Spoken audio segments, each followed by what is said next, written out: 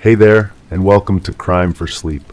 I know you're having trouble falling asleep, so let me keep you company with true crime stories from around the world. Before we dive in, I'm curious, where did you first hear this one? If you enjoy these stories, don't forget to like, comment, and subscribe. Now get comfortable, and let's get into tonight's case. Crime 1, the attic door always sticks. You have to yank it twice before it gives. I hadn't been up there in months, but that morning it hung open by an inch. The draft carried something with it, a smell like rust and old fabric. I climbed up slowly, heart pounding. The boxes were all where I left them, but on the floor in the dust were two parallel trails, like knees dragging. They led to the far corner where the insulation was peeled back. I didn't look behind it. I should have called someone, the police maybe. But what would I say? That my attic door was open and there were marks in the dust. They'd think I was paranoid. Instead, I closed the door and went to work, pretending everything was normal. But my hands shook as I poured my coffee, and I kept glancing at the ceiling throughout the day. My neighbor had given me a key to her house before she disappeared. That was 3 weeks ago. The police said she probably went to visit family, that adults have the right to leave without telling anyone, but she hadn't taken her car. Her purse was still on the kitchen counter, untouched. Her phone lay on the nightstand, battery dead. I'd been feeding her cat since then. That's how I noticed things others might have missed. The kitchen window that was always locked now opened easily. The spare bedroom that reeked of bleach, though she never used harsh chemicals, and those same parallel marks in the carpet leading from the living room to the basement door. The detective assigned to her case had kind eyes but tired shoulders. He listened when I explained about the attic, about the marks, about the smell that reminded me of something I couldn't quite place. He took notes, nodded appropriately, but I could see the skepticism behind his professional mask. Missing persons cases like this one rarely got solved unless there was obvious foul play or a body turned up. I started visiting her house daily, telling myself I was just checking on the cat, but really I was looking for something the police had missed. Her diary sat in plain sight on the coffee table, filled with mundane entries about grocery lists and doctor appointments, nothing that screamed danger or fear. Yet between the ordinary words, I began to notice patterns. She mentioned headaches that started around the same time each day, sounds in the walls that the landlord insisted were just settling pipes. A man who'd been walking his dog past her house every morning, always staring up at her bedroom window. These details meant nothing individually, but together they painted a picture of someone who felt watched, hunted. The cat kept disappearing into the basement. When I followed, I found scratches on the concrete wall that looked fresh, deep gouges that required strength and determination to make. In the corner, behind the water heater, I discovered a small hole that led to the crawl space beneath the neighboring house. My house. That's when I understood the smell in my attic. It wasn't rust and old fabric. It was fear and something else, something organic and wrong. The parallel marks weren't from boxes being dragged or repairs being made. They were from someone crawling, staying low, moving between spaces that shouldn't connect. I called the detective again. This time my voice cracked when I spoke. I told him about the tunnel, about the marks, about the way my neighbor's house and mine seemed to be connected in ways that made my skin crawl. He said he'd send someone to check it out, but his tone suggested this was more about humoring me than genuine investigation. The officer who came was young, thorough, and clearly skeptical. He examined the scratches, measured the tunnel, took photographs of everything I showed him. But when he emerged from the crawl space, his expression had changed. He'd found something back there, clothing that didn't belong to me, personal items that I'd never seen before, and a journal that made my blood run cold. The entries were in my neighbor's handwriting, but they described things from my perspective. My daily routine, my work schedule, the way I left my bedroom window cracked open during warm nights. She'd been watching me long before she disappeared, but the final entries suggested she wasn't alone in her surveillance. Someone else had been watching both of us. The detective returned with a search warrant and a team. They found more tunnels, a network that connected several houses in the neighborhood, hidden cameras in places where privacy should have been absolute, recordings of conversations, movements, intimate moments that were never meant to be observed. My neighbor hadn't been a victim, she'd been a participant. But then they found the blood, not much, just spots on insulation that had been carefully cleaned but not replaced. DNA testing would take weeks, but the pattern suggested violence, struggle, someone trying to hide evidence. The investigation shifted from missing person to potential homicide.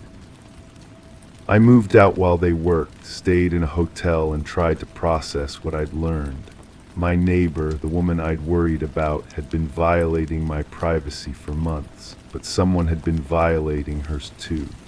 The question that haunted me was whether her disappearance was punishment for her voyeurism or the natural progression of whatever sick game was being played.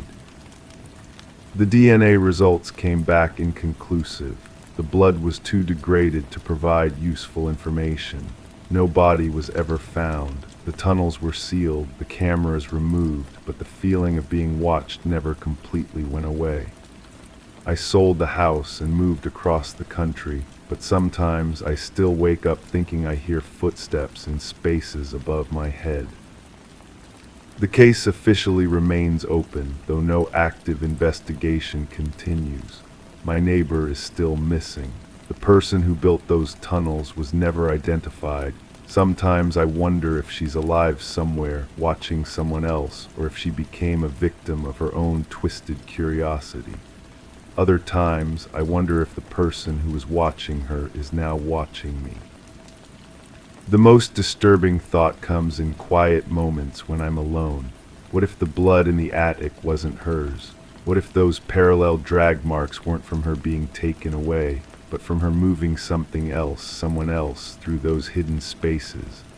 What if the person who disappeared wasn't the victim at all, but the one who'd been caught doing something unforgivable?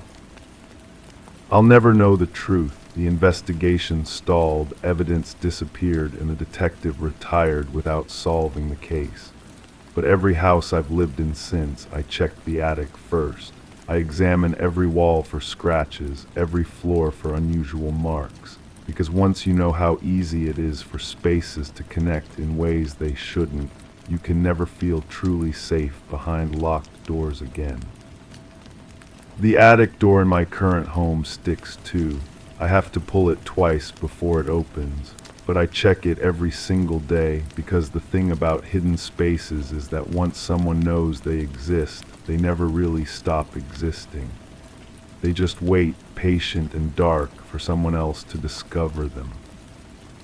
Crime 2, I buy the same kind every time. Unscented, white, rectangular. But this bar in the shower was pale green, carved into a rounded shape like someone had used it for days. The scent was overwhelming, floral, unfamiliar. I touched it once and it slipped from my hand like it was oily. I checked under the sink. All my spares were still there, untouched. I don't know where this one came from. And that night, the drains started gurgling again. The property manager avoided my calls for 3 days. When she finally answered, her voice had that careful tone people use when they're measuring every word. She insisted the maintenance crew hadn't been inside my apartment. The last entry was recorded weeks ago for a routine inspection, but someone had been here. Someone who used that soap, who stood where I stand every morning, who breathed the same steam I breathe. I found myself checking the locks obsessively. The deadbolt still turned with the same resistance it always had. The chain hung straight, undisturbed. The windows remained painted shut from years of neglect, yet that soap sat there like evidence of an impossible intrusion. I wrapped it in a towel and placed it in the kitchen drawer, but the floral scent lingered in the bathroom for days. The building's security cameras hadn't worked in months. The landlord mentioned this casually when I pressed him about the footage, like it was common knowledge. The hallway felt different now when I walked through it. I studied the other apartment doors, wondering which one might hold answers. The woman across the hall had moved out suddenly the week before. Her apartment sat empty, but sometimes I heard water running through the thin walls. I started documenting everything. The soap's exact dimensions, the way it had been placed on the shower ledge, the chemical smell that seemed to cling to my towels. I photographed the drain where dark stains had appeared in a perfect circle, as if something had been dissolved there repeatedly. The maintenance request I filed disappeared from the online system. When I called to follow up, they claimed no record of my complaint existed. My neighbor downstairs mentioned seeing someone in the hallway late one evening. A person in work clothes carrying cleaning supplies, moving quietly between floors. She assumed they belonged there. Everyone assumes someone belongs somewhere until they don't. I asked her to describe this person, but her details were frustratingly vague. Average height, dark clothing, purposeful movements. Someone who knew exactly where they were going. The more I investigated, the more questions multiplied. I discovered my apartment had been vacant for nearly a year before I moved in. The previous tenant had left suddenly, abandoning most of their belongings. The landlord claimed they'd disposed of everything, but when I pressed him about what they'd found, his answers became evasive. Personal items, he said, nothing unusual, nothing worth keeping. I requested copies of all maintenance records for the building. The response came back incomplete, with several months of entries missing entirely. When I pointed this out, the property management company blamed a computer system upgrade that had corrupted older files. Convenient timing. I wondered what those missing entries might have revealed about who had access to my apartment and when. The floral soap haunted my thoughts. I visited every store in the neighborhood, examining their selections. Finally, I found a match in a small pharmacy 3 blocks away. The clerk remembered selling that exact brand recently. A customer had bought several bars, paying cash. They couldn't recall much about the person except that they'd seemed nervous, checking over their shoulder repeatedly while making the purchase. I began spending hours studying the faces of people in my building. Was it the maintenance worker who always appeared when I wasn't expecting him? The cleaning lady who had keys to every apartment? Someone had intimate knowledge of my routine, my habits, my absence patterns. Someone knew exactly when they could enter undetected and leave behind that single, unsettling piece of evidence.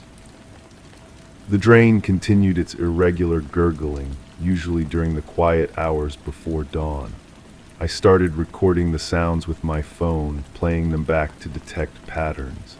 Sometimes the noise was rhythmic, like liquid flowing in measured amounts. Other times it was erratic, desperate, as if something was struggling to pass through pipes never designed for whatever was being forced down them.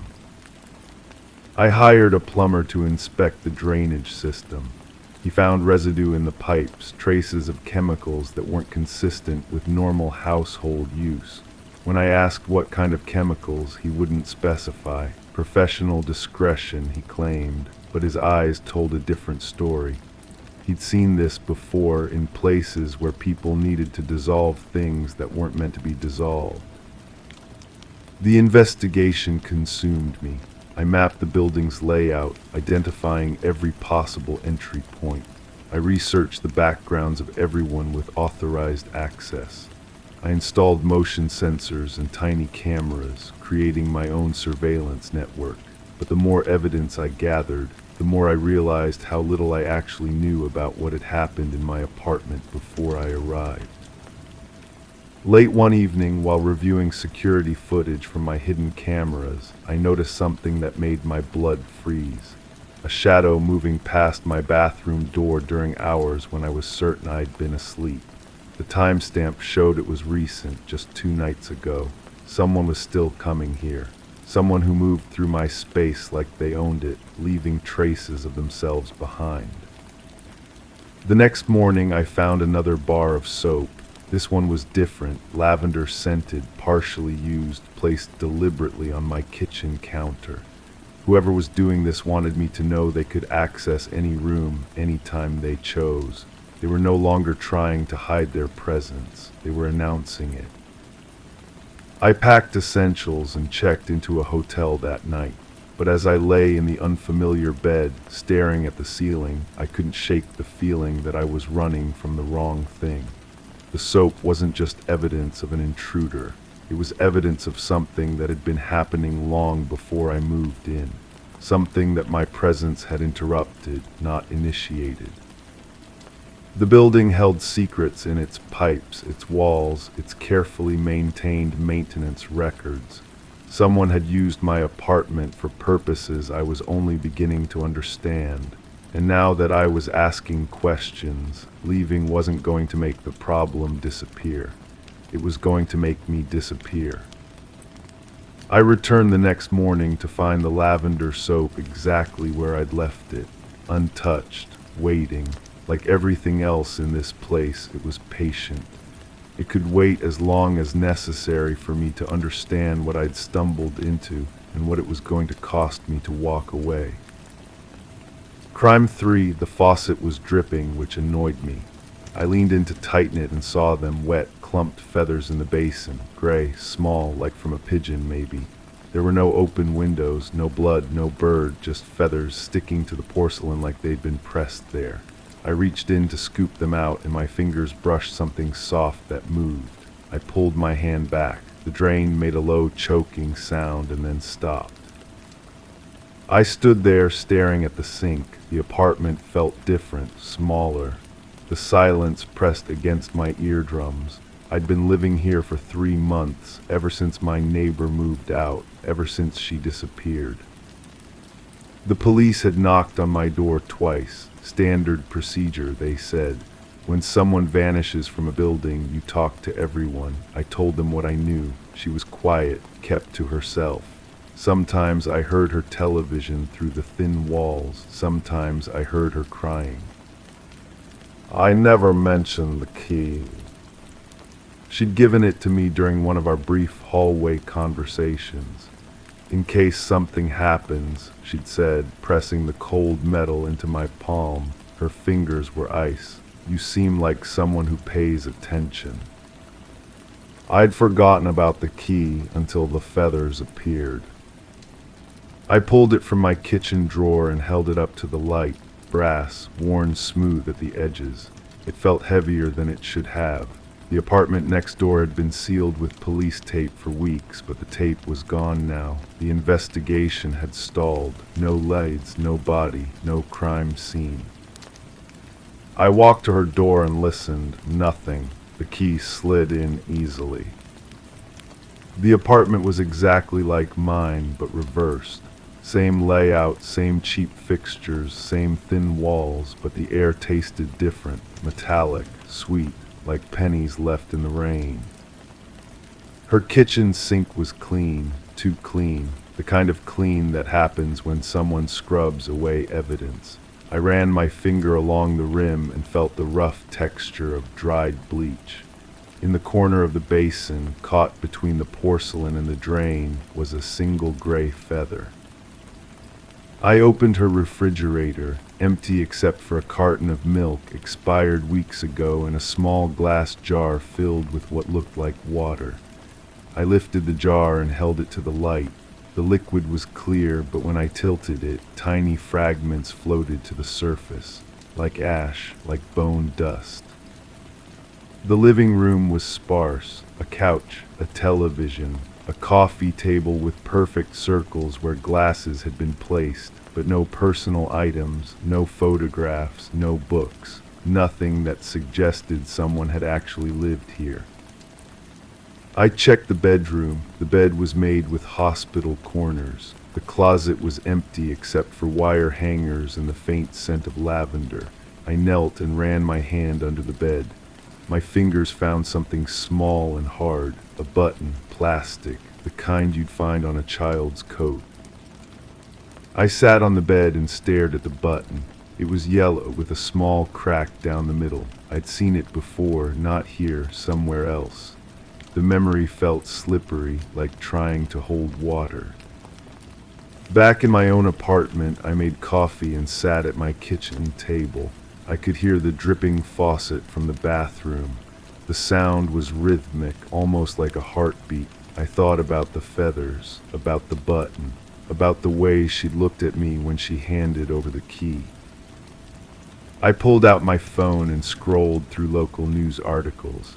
Missing person reports, cold cases, unsolved disappearances. There were more than I expected. Women, always alone, always without a trace. One article caught my attention. A woman had vanished from her apartment building 6 months ago. Different neighborhood, but the details were eerily similar. No signs of struggle, no witnesses, no leads. The only unusual detail mentioned was that neighbors had reported finding bird feathers in unexpected places around the building. I read the article 3 times. The woman's name was redacted, but her age was listed. 28, same as my neighbor, same as me. I called the detective mentioned in the article. He answered on the 3rd ring. I might have information about the missing woman, I said. Which one? The question hung in the air between us. I told him about the feathers, about the key, about the apartment next door.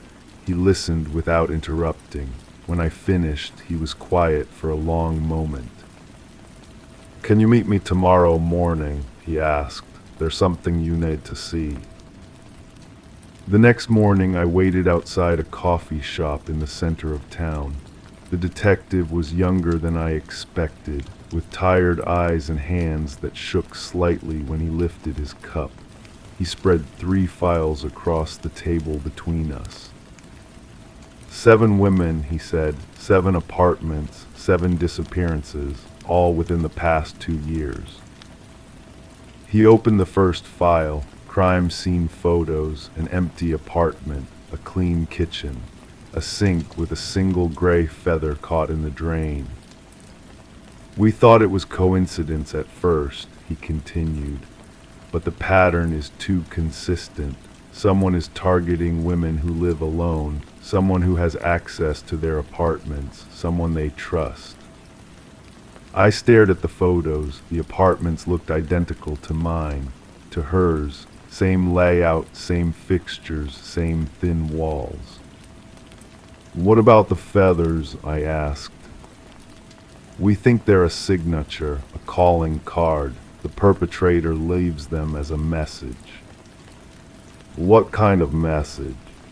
The detective closed the file. That's what we're trying to figure out. I walked home through empty streets, my mind racing. 7 women, 7 apartments, 7 keys. I thought about the button in my pocket, about the jar of liquid in her refrigerator, about the way she'd looked at me when she pressed the key into my palm. At home, I sat at my kitchen table and stared at the wall that separated my apartment from hers.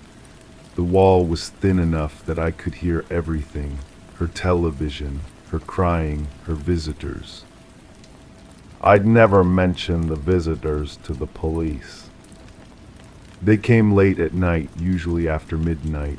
I'd hear the door open and close, footsteps, muffled voices, sometimes laughter, sometimes silence that lasted for hours. I'd assumed they were friends, lovers, people who belonged in her life. But what if they weren't?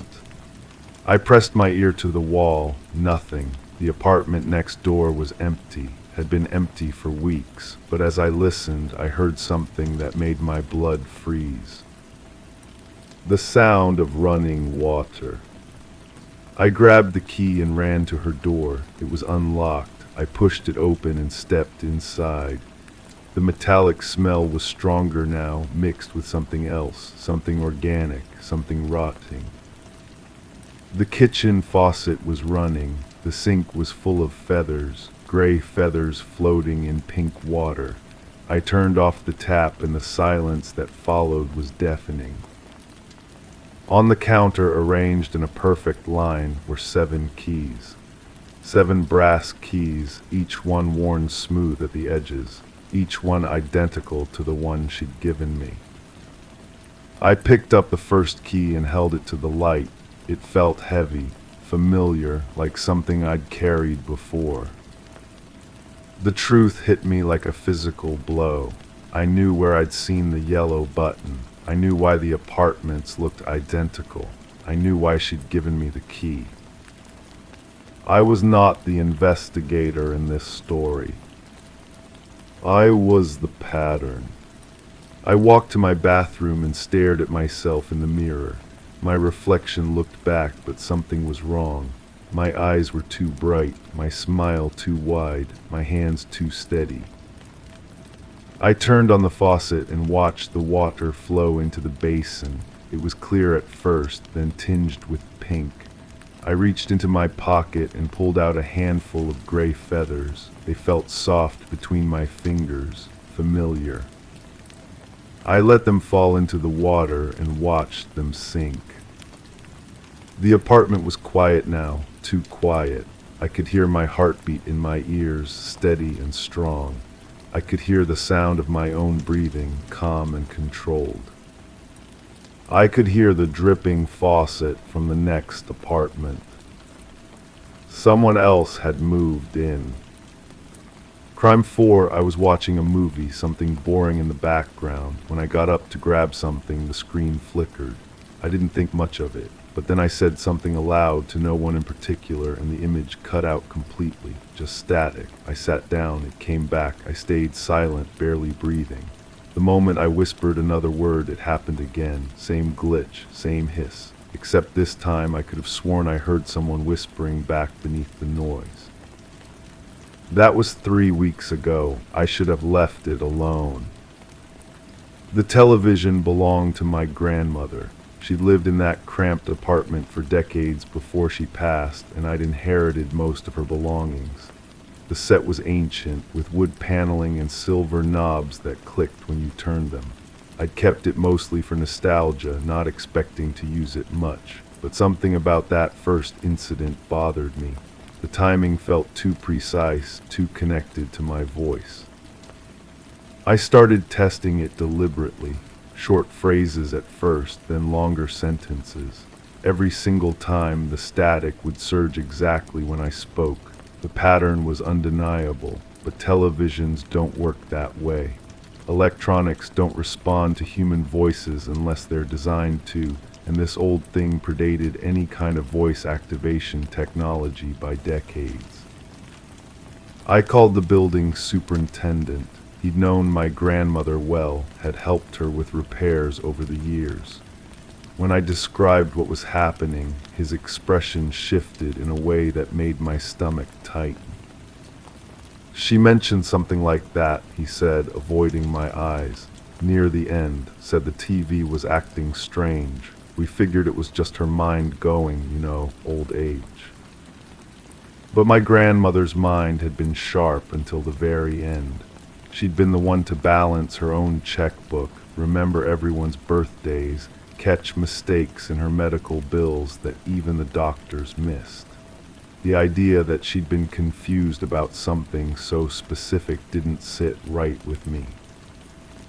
I went through her things more carefully. In a shoebox tucked behind winter coats, I found a collection of audio cassettes labeled with dates spanning the last 2 years of her life. The handwriting was shaky but determined, each label marked with meticulous precision. I hadn't seen a cassette player in years, but I managed to find one at a second-hand store. The first tape started with her voice, thin but clear. It happened again today. I was telling the neighbor about the groceries and the screen went white. When I stopped talking, it came back, but there was something else. A sound underneath, like breathing. My skin prickled. She'd been documenting the same phenomenon I was experiencing. I know how this sounds. I know what people think when old women start claiming strange things, but I'm not imagining this. Something is listening. The recordings went on for hours. She documented every incident, every pattern she'd noticed. The static only occurred when she spoke directly to someone who wasn't there, never during phone conversations or when talking to visitors. It was as if the television could distinguish between real communication and something else entirely. On the seventh tape, her voice became urgent. I found the receipt today, hidden in his jacket pocket in the closet, the one the police never searched properly. It's from that store, the one near where they found her. Same date, same exact date she disappeared. I stopped the tape. My hands were shaking. My grandmother had never mentioned any investigation to me, never talked about anyone disappearing. But as I listened to more recordings, pieces began forming a picture I wasn't prepared to see. She'd been convinced that someone she knew, someone she trusted, had been involved in a woman's death. Someone who'd had access to her apartment, who'd visited regularly, who'd known about her habits and routines. The superintendent. I rewound and listened again. She never said his name directly, but the details matched. The man who'd helped her with repairs, who'd had keys to her apartment, who'd known she lived alone. The man who'd dismissed her concerns about the television as the confused ramblings of an elderly woman. The receipt she'd mentioned was tucked inside the final cassette case, faded but legible, dated from 3 years ago, a purchase for rope, plastic sheeting, and cleaning supplies, the kind of items that could have an innocent explanation or something much darker. I looked up missing persons reports from that period. There had been a case. A woman who'd vanished while jogging, found weeks later in a remote area. The investigation had gone cold. No suspects, no lights, no resolution. But sitting in my grandmother's chair, listening to her voice describe her growing suspicions, I understood why the television responded to speech the way it did. It wasn't responding to voices at all. It was responding to truth, to admissions, to words spoken aloud that someone desperately didn't want heard. My grandmother had figured it out. She'd realized that the apartment had been used, that evidence had been stored there, that the very walls had absorbed secrets that were never meant to see light. The television, with its old electronics and vulnerable circuitry, had somehow become a conduit for detecting those moments when reality aligned with spoken word. I tested my theory. I sat in front of the screen and spoke about ordinary things. The picture remained stable. But when I said aloud what I truly suspected about the superintendent, about what might have happened in this apartment, about the woman who disappeared, the static erupted immediately. The next morning I found a note slipped under my door, simple block letters on plain paper. Stop digging. I haven't heard from the superintendent since. He doesn't answer calls, doesn't respond to maintenance requests. The building manager claims he took sudden leave, family emergency, no return date scheduled, but his tools are still in the basement storage room. His coffee mug still sits on the windowsill of the lobby office. His keys are missing from the master ring. I keep my grandmother's cassette player running now, recording everything. When I speak the truth aloud about suspicions I can't prove, connections I can't verify, evidence that exists only in the form of a receipt and an old woman's careful documentation, the television confirms it with that burst of static, as if the apartment itself is bearing witness. But I still don't know what to do with what I've learned. The police would need more than recordings and theories. The case has been closed for years. The woman who disappeared has been buried and forgotten by everyone except perhaps my grandmother and now me. Sometimes I wonder if the superintendent is still watching, if he knows I've found the tapes, read between the lines of my grandmother's careful observations, understood the significance of that receipt. If he's waiting for me to make the same mistake she made, speaking too much truth in a place where silence might have kept her safer. The television still responds to my voice, still cuts to static when I voice what I suspect but cannot prove. And in that white noise, I sometimes think I can hear something else, not breathing this time, something that sounds almost like gratitude, as if someone is finally listening to what my grandmother tried so hard to document. But I'm not sure if continuing her work is justice or just another way of becoming the next person who knows too much about things that were supposed to stay buried. The truth has a way of making itself known, even through old electronics and static interference. The question is whether I'm brave enough to let it speak, or wise enough to know when silence might be the only thing standing between discovery and disappearance. The receipt is still in my possession. The tapes are hidden where no one would think to look, and every evening I sit in my grandmother's chair, testing the boundaries of what I'm willing to say aloud, watching that old television flicker between truth and static, wondering if I'm the next one whose voice will be reduced to whispers beneath white noise. Crime 5, I hadn't opened the garage in days. I barely use it anymore. But when I pushed the door open, the air hit me like a wall, warm and metallic. It smelled like raw meat, thick and sour. I expected to find something dead. Instead, everything was neat, tools in place, no stains, no trash. But in the far corner behind the water heater, the concrete looked darker, like it had been scrubbed hard. And someone had left a plastic grocery bag tied shut and wedged behind the paint cans. I stood there for what felt like forever, staring at that bag. My neighbor had asked me to check on his place while he was away.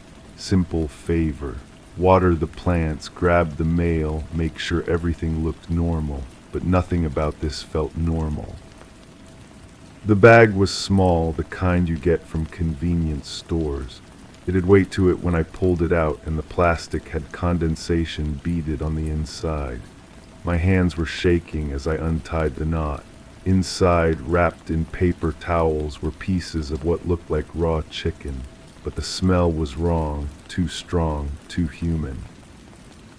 I set the bag down and stepped back. The garage suddenly felt smaller, the walls pressing in. I noticed other things then. A garden hose coiled too perfectly, a bucket positioned just so.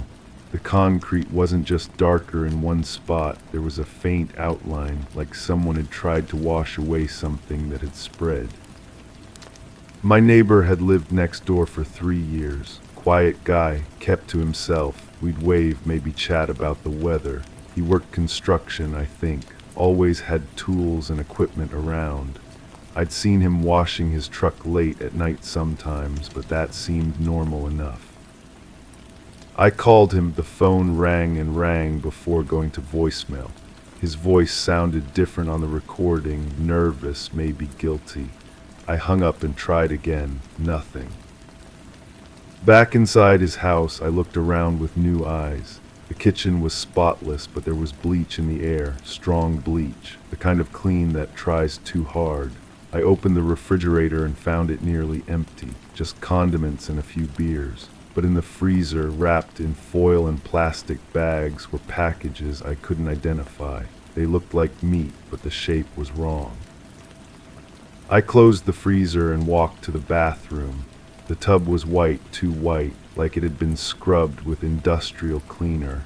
The drain had been recently snaked. I could see the marks on the metal. There were new tiles around the edges, the grout still fresh. In his bedroom, I found newspaper clippings tucked inside a book. Missing person reports, 3 different people over the past year, all from the area, all last seen walking alone. The papers were dog-eared, read multiple times. Some passages were highlighted in yellow marker. The phone rang. I jumped, heart hammering. It was him. "Hey, thanks for checking on the place," he said. His voice was steady, but I could hear something underneath. A tension. Everything look okay? "Yeah," I said, though my mouth was dry. "Everything's fine." "Good, I appreciate it. I'll be back in a few days." "Where are you again?" A pause. Family emergency. Had to leave suddenly. I looked at the newspaper clippings spread across his bed. I hope everything works out. "It will, thanks again." The line went dead. I stood in his house, surrounded by the evidence of something I couldn't quite name. The meat in the garage, the two clean surfaces, the missing person reports. It all formed a picture I didn't want to see. But what could I prove? What could I really say? That my neighbor's garage smelled like meat, that he kept newspaper clippings, that his bathroom was too clean. I put everything back where I found it, the clippings in the book, the bag in the garage. I watered his plants and collected his mail like nothing had happened. But that night I barely slept. Every sound from next door made me sit up and listen. He came back on a Tuesday. I watched from my window as he pulled into his driveway, unloaded a few bags from his truck. He waved when he saw me, same friendly wave as always, but his smile seemed different now, wider, like he knew something I didn't. I never reported what I found. How could I? A bag of meat that might have been chicken, a clean garage, newspaper clippings that could belong to anyone. The police would have laughed me out of the station. But I know what I smelled in that garage. I know what I saw in that freezer. And I know that 3 people went missing and my neighbor kept track of every detail. He still lives next door. We still wave. Sometimes he invites me over for barbecue and I always make an excuse because I can't stop thinking about that smell. That warm, metallic smell that wasn't quite right. And sometimes, late at night, I hear him in his garage, moving things around, the sound of water running, the scrape of tools on concrete. I tell myself I'm imagining things, that I let my mind run wild with suspicion and fear. But deep down, I know the truth. I just don't know what to do with it. The bag is gone now. The garage doesn't smell anymore. But I can't forget that moment when I opened it and felt the weight of something terrible in my hands. The moment I realized my neighbor might not be who I thought he was. And the worst part, I'm not sure I want to know what really happened to those missing people, because some truths are too heavy to carry. Some secrets are too dangerous to expose. So I live next door to a man who might be a killer, and every day I pretend everything is normal, because sometimes that's all you can do. Crime 6, the house was cold that morning, colder than usual. I stepped out of bed and winced at the chill, except for one spot near the dresser. A patch of carpet, maybe 2 feet across, was noticeably warm, not just warmer, radiating heat. I touched it with my palm. It pulsed. I moved the dresser, expecting to find a vent or pipe. There was nothing beneath it, just floor. But when I lifted the rug, I found a crack, thin hairline, and something beneath it was breathing. I should have called someone then, should have stepped back, walked away, done anything but what I did next. But I pressed my ear to the floor and listened. The breathing was shallow, rhythmic, human. The previous owner had been eager to sell. Too eager, my realtor had mentioned. A young woman who'd inherited the place from her grandmother. She'd accepted the first offer without negotiation. When I'd asked about the history of the house, she'd gone quiet. Said she'd never actually lived there, just visited as a child. Her eyes had shifted when she said it. I pried at the crack with a butter knife until it widened. The breathing stopped, then started again, faster now, panicked. My hands shook as I worked the blade deeper into the gap. The wood splintered, revealing a larger space beneath. not a basement, something else, something that shouldn't exist.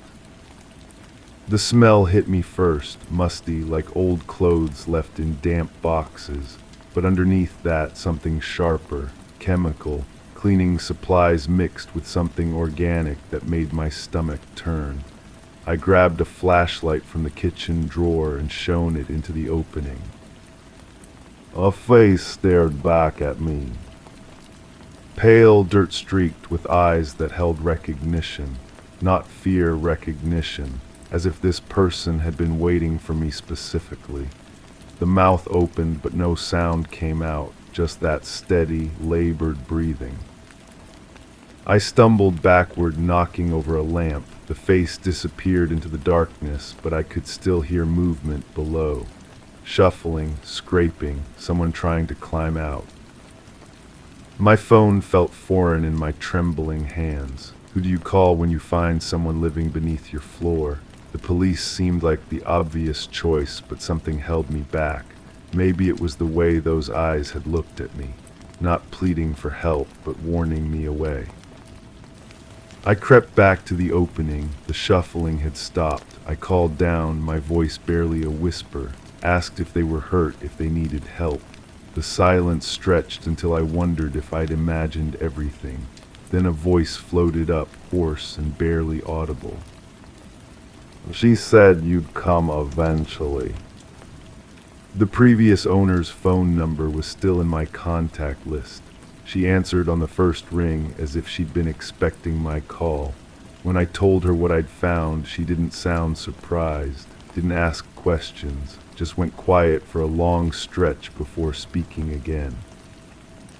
I was hoping they'd moved on by now. They, plural. She agreed to meet me at a coffee shop across town. When she arrived, she looked older than I remembered, tired in a way that went beyond physical exhaustion. She ordered nothing, just sat across from me wringing her hands. Her grandmother, she explained, had been a different kind of person. Helpful to a fault, she'd said, always taking in strays, people who had nowhere else to go. The house had been full of them over the years. Drifters, addicts, people running from things they couldn't name. Her grandmother fed them, gave them a place to sleep, asked no questions. But some of them never left, she continued, her voice dropping. Even after she died, they stayed, made themselves at home in places you wouldn't think to look.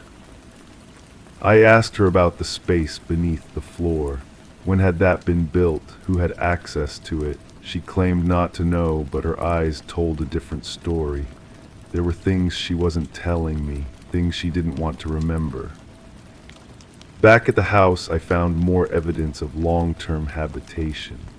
Food missing from my refrigerator, items I'd assumed I'd simply forgotten to buy. Clothes moved in my closet, not by much, but enough that I noticed. The shower drain clogged with hair that wasn't mine. Someone had been living alongside me for weeks, maybe longer, and I'd attributed the signs to my own absent-mindedness. The opening in the floor had been covered when I returned, not with the original boards, but with something newer, fresher. Someone had made repairs while I was gone. I pried them up again, but the space below was empty now, just dirt and the lingering smell of human occupation.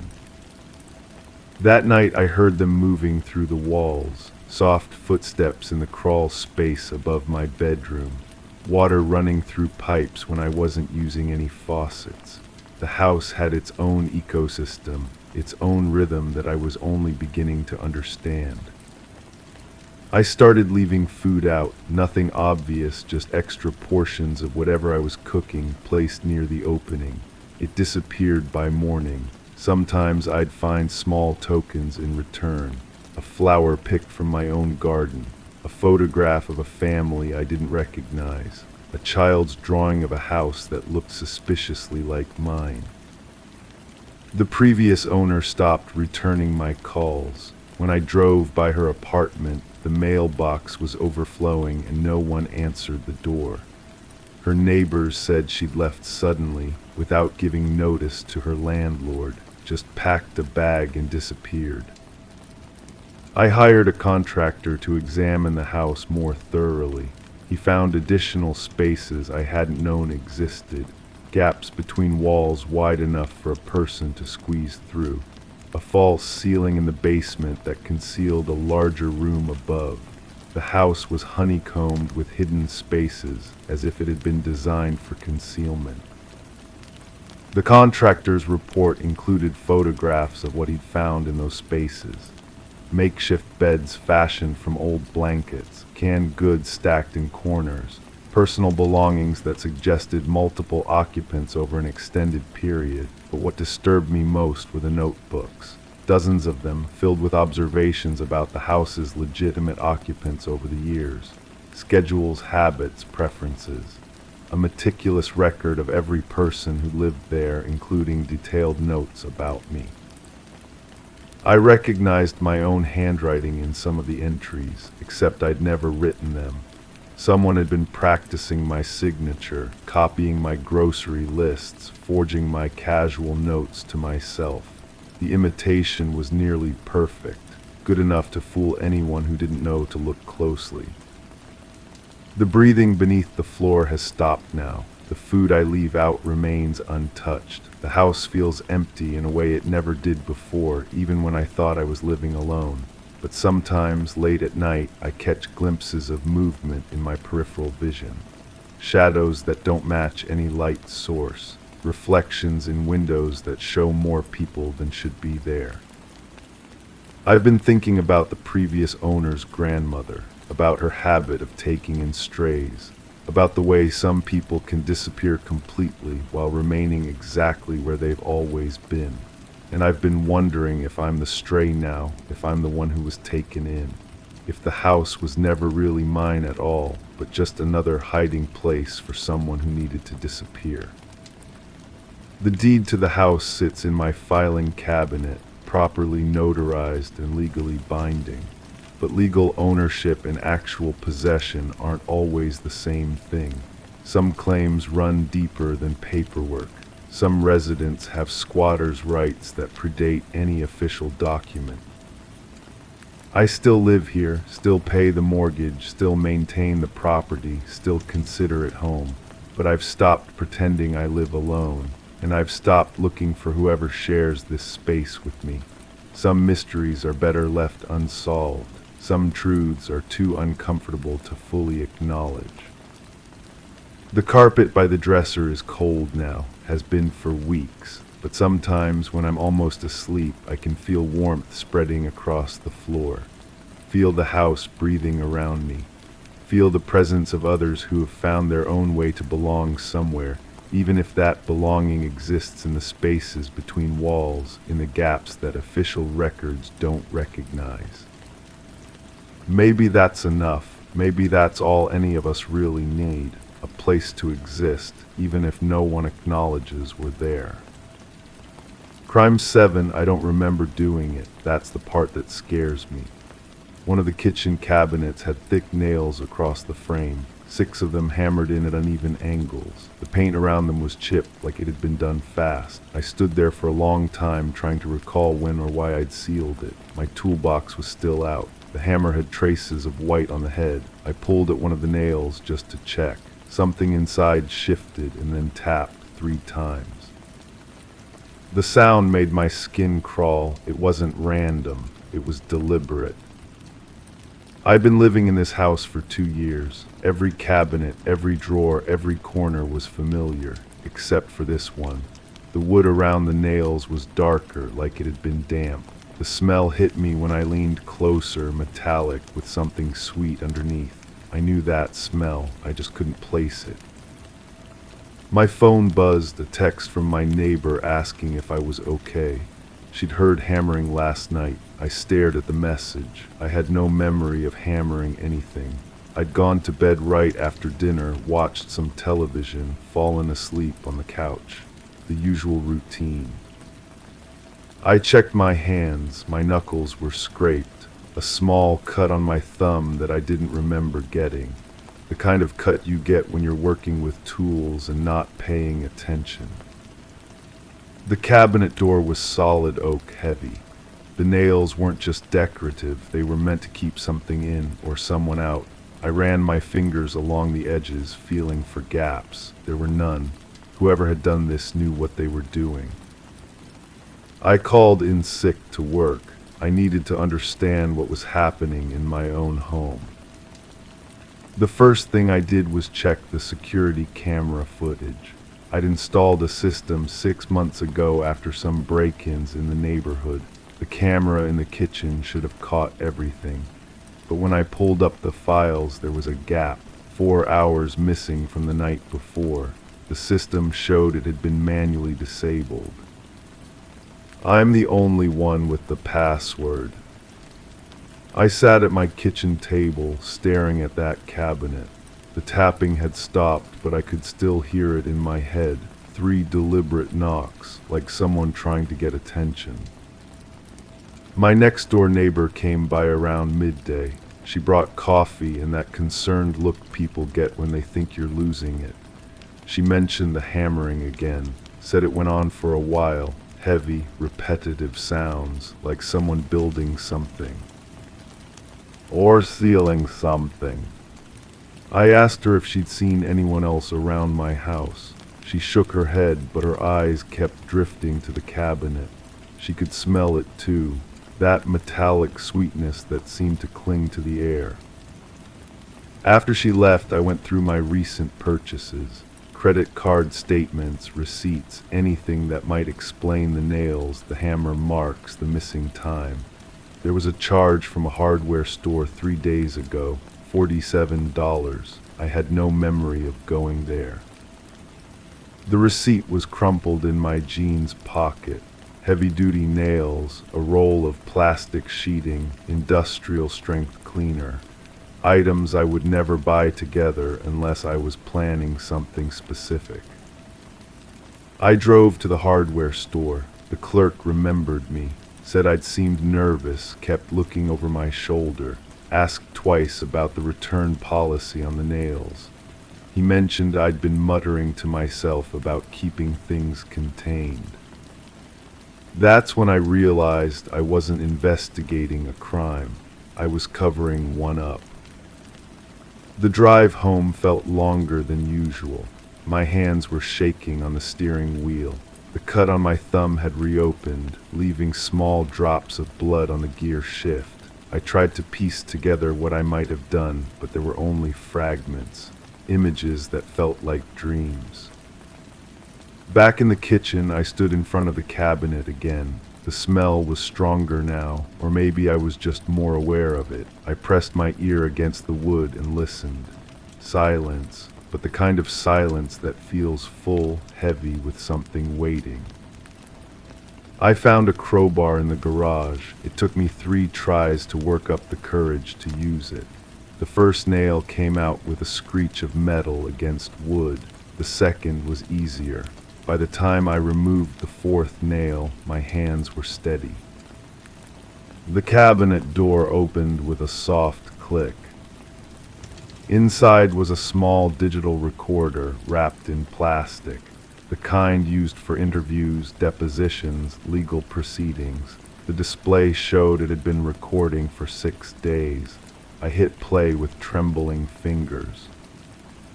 My own voice filled the kitchen. Calm, methodical, speaking to someone I couldn't hear, explaining why certain actions were necessary, why some secrets couldn't be allowed to surface, why some people asked too many questions. The recording was 18 hours long. I fast-forwarded through most of it, stopping randomly to listen. My voice discussing logistics, timing, cleanup procedures. Plans that sounded professional, well thought out, not the confused rambling of someone having a breakdown.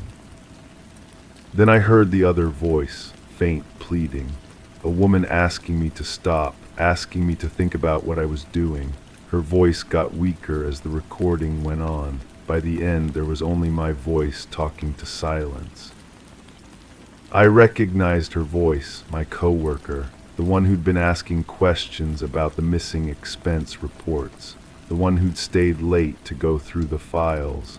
the one who'd figured out what I'd been doing with the company funds. She'd confronted me 6 days ago. I remembered that conversation now. The way she'd looked at me when she laid out the evidence. The way she'd said she had to report it. The way she'd promised to give me a chance to explain first.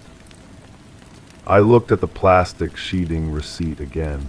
The industrial cleaner. The nails meant to keep something sealed. The recording was still playing. My voice, calm and patient, explaining to no one why I'd had to make this choice.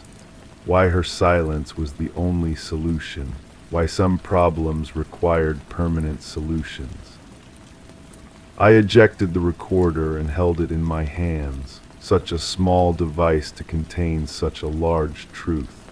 The kind of truth that changes everything. The kind that means there's no going back. The metallic smell wasn't coming from the cabinet anymore. It was coming from the basement, where I'd moved her car 6 days ago, where I'd cleaned up the evidence with industrial strength cleaner, where I'd sealed her phone in a plastic bag and hidden it behind the water heater. I sat in my kitchen, listening to the silence. The cabinet door hung open, empty now except for the lingering smell of secrets. Outside, life continued as normal. People going to work, coming home, living their ordinary lives.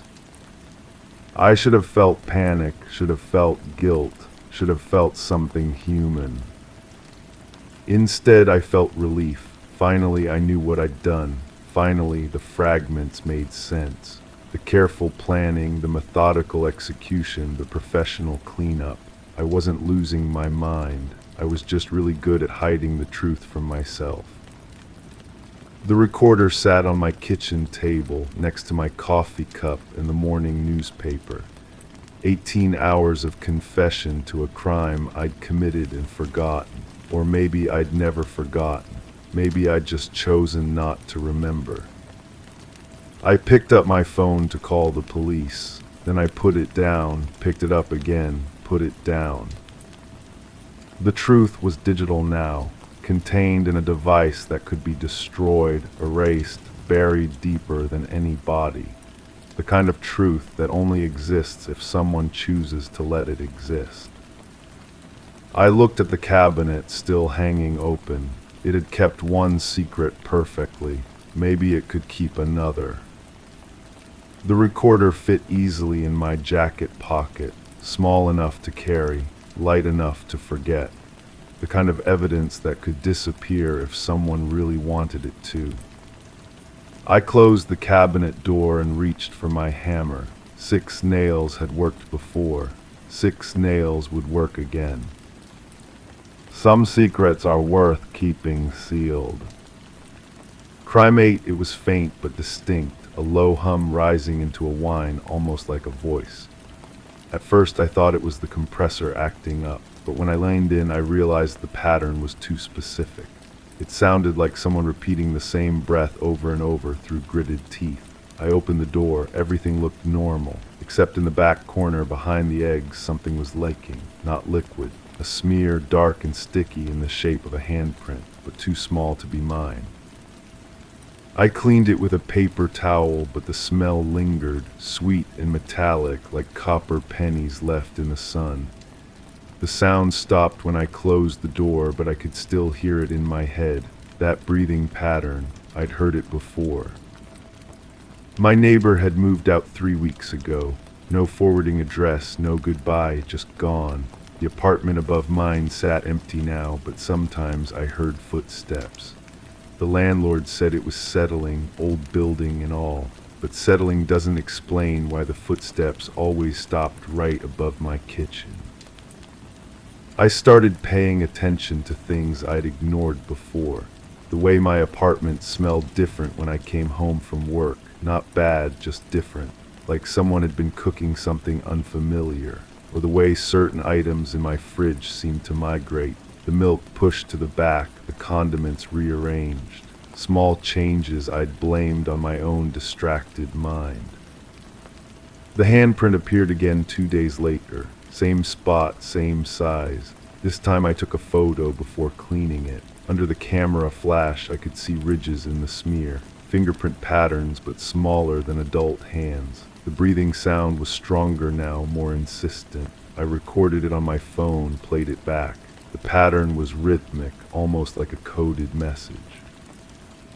I decided to visit the police station, not to file a report, but to ask casual questions. The desk sergeant recognized me from the neighborhood. I mentioned my former neighbor, described the sudden departure. He pulled up some records, said there had been a wellness check requested about a month ago.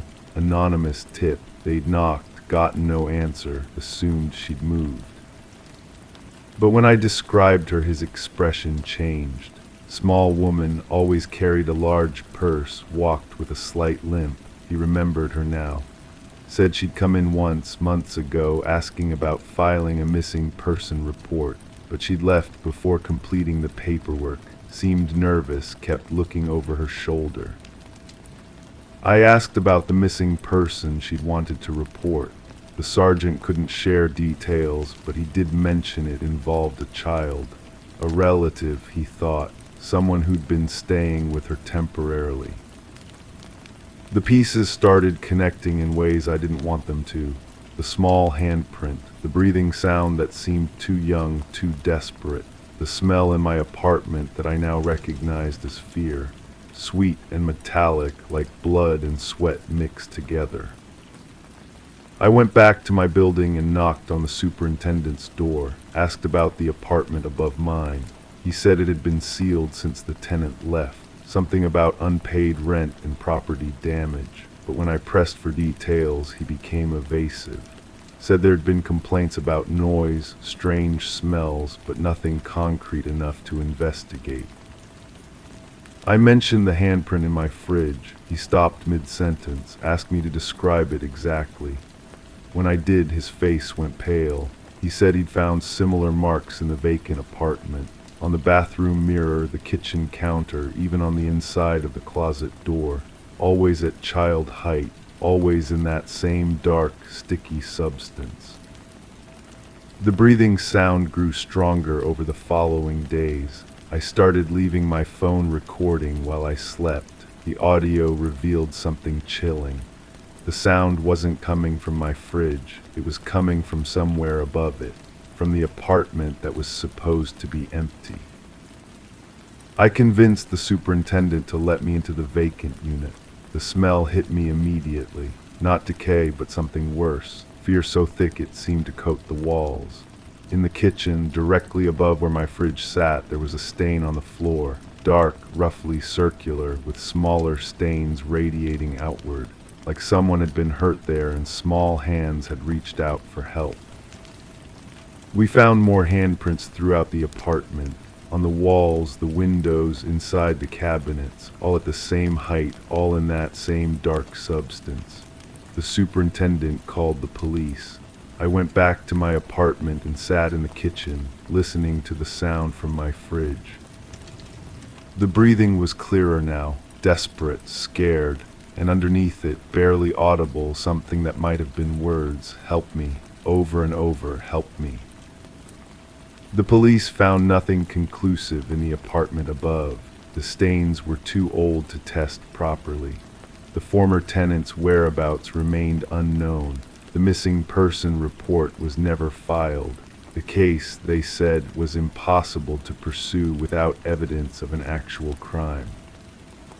But I know what I heard, I know what I found, and I know that somewhere, someone is still breathing those same desperate breaths, still pressing small hands against surfaces that won't give way, still asking for help that might never come.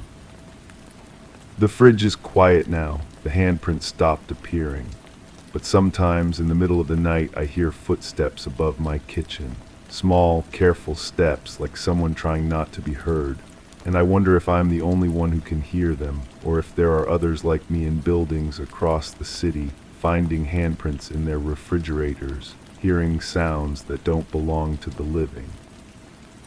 The truth is still up there in that empty apartment, in the silence that followed those desperate breaths. in the questions that no one wanted to ask and the answers that no one wanted to find.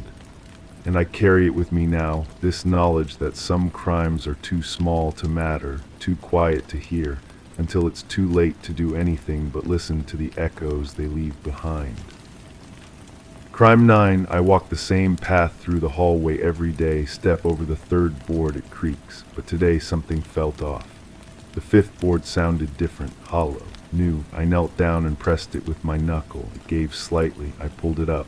Beneath it wasn't insulation or wiring, just an empty space about the size of a shoebox lined with torn cloth. In the center was a single, dried-out glove. Inside it, curled up tight, was a tooth. The house had been mine for 3 years now. I knew every sound it made, every settling crack in winter, every expansion joint that popped during summer heat. This board was different, fresh wood, different grain pattern. Someone had replaced it recently. I held the tooth up to the light streaming through the window, adult molar gold filling catching the afternoon sun. The glove was leather, expensive quality, size small, women's.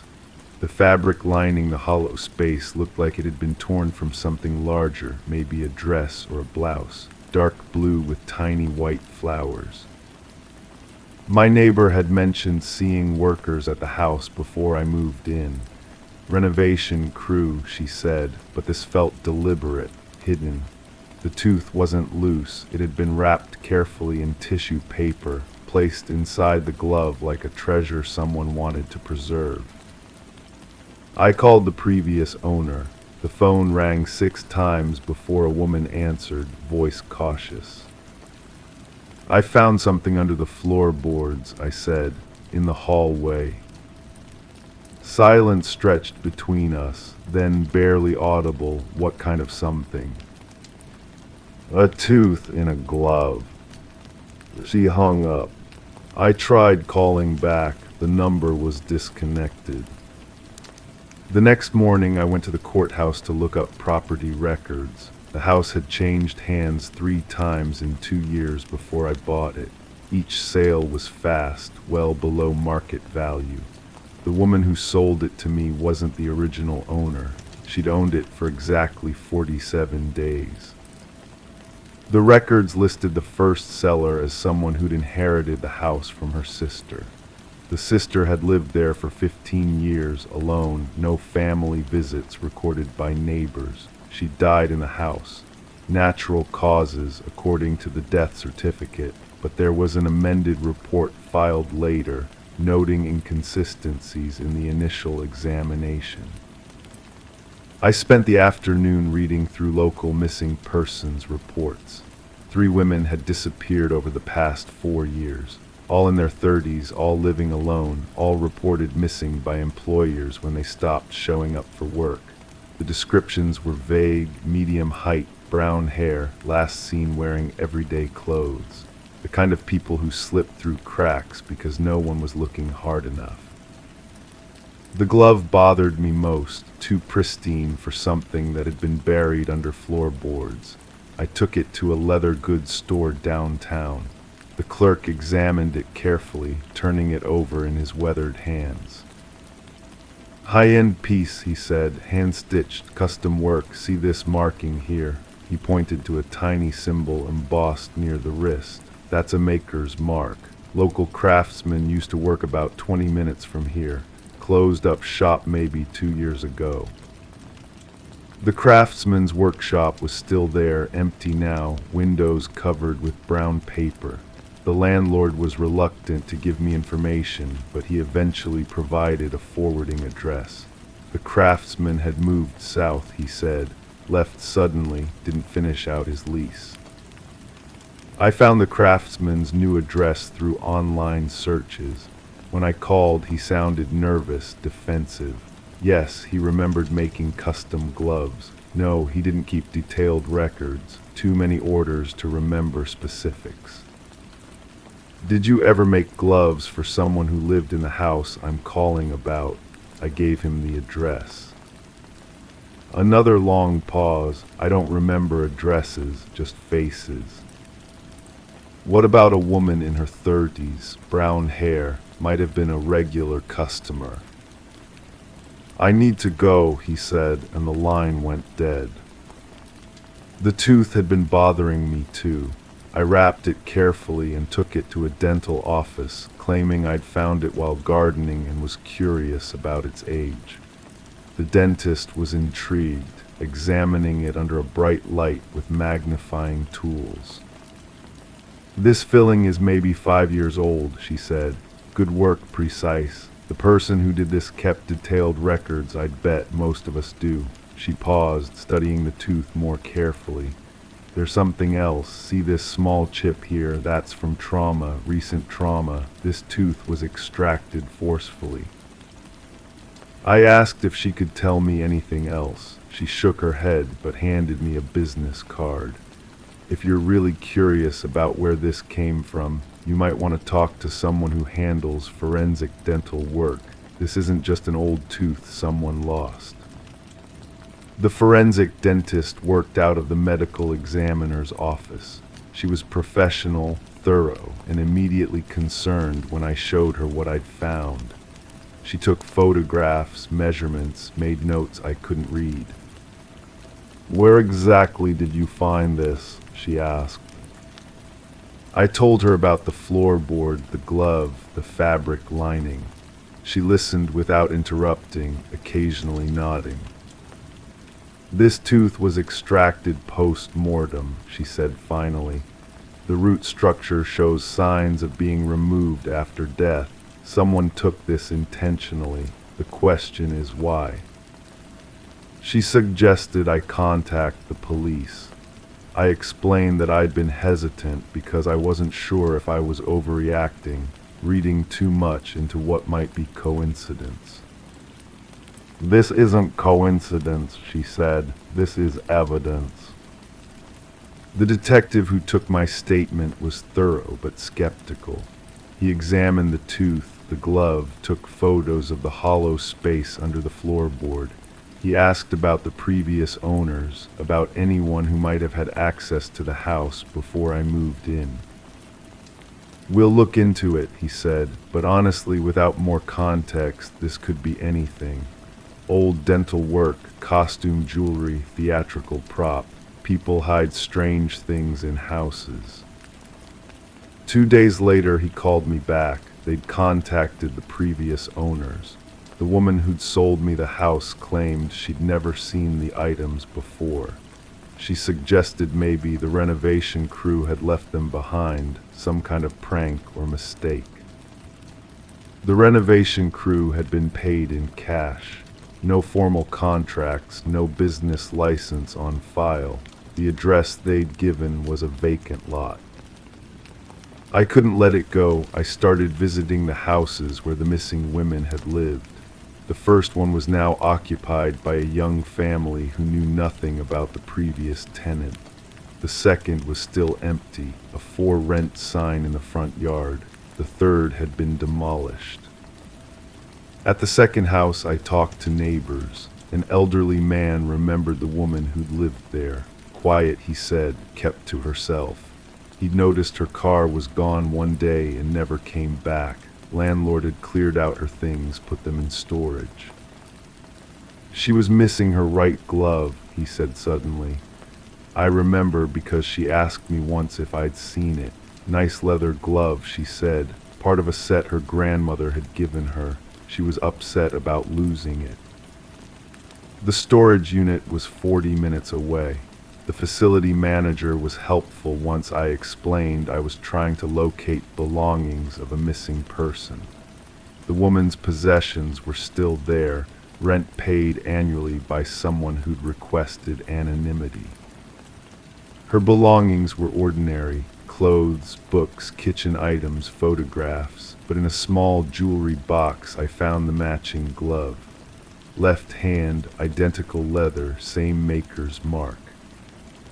The photographs showed a woman with kind eyes and a careful smile. In several pictures, she was wearing the gloves. In one, she was standing in front of a house I recognized, the house where the craftsman's workshop had been. I took the matching glove to the police. The detective seemed more interested now, comparing the two gloves carefully. He asked me to walk him through everything I'd discovered, making notes as I talked. "We're going to need to excavate under your house," he said, "and we're going to need to take a much closer look at the other properties where these women lived." The excavation took 3 days. They found fabric fragments, more teeth, pieces of jewelry, items from all 3 missing women. The forensic team worked carefully, documenting everything, treating my hallway like the crime scene it had become.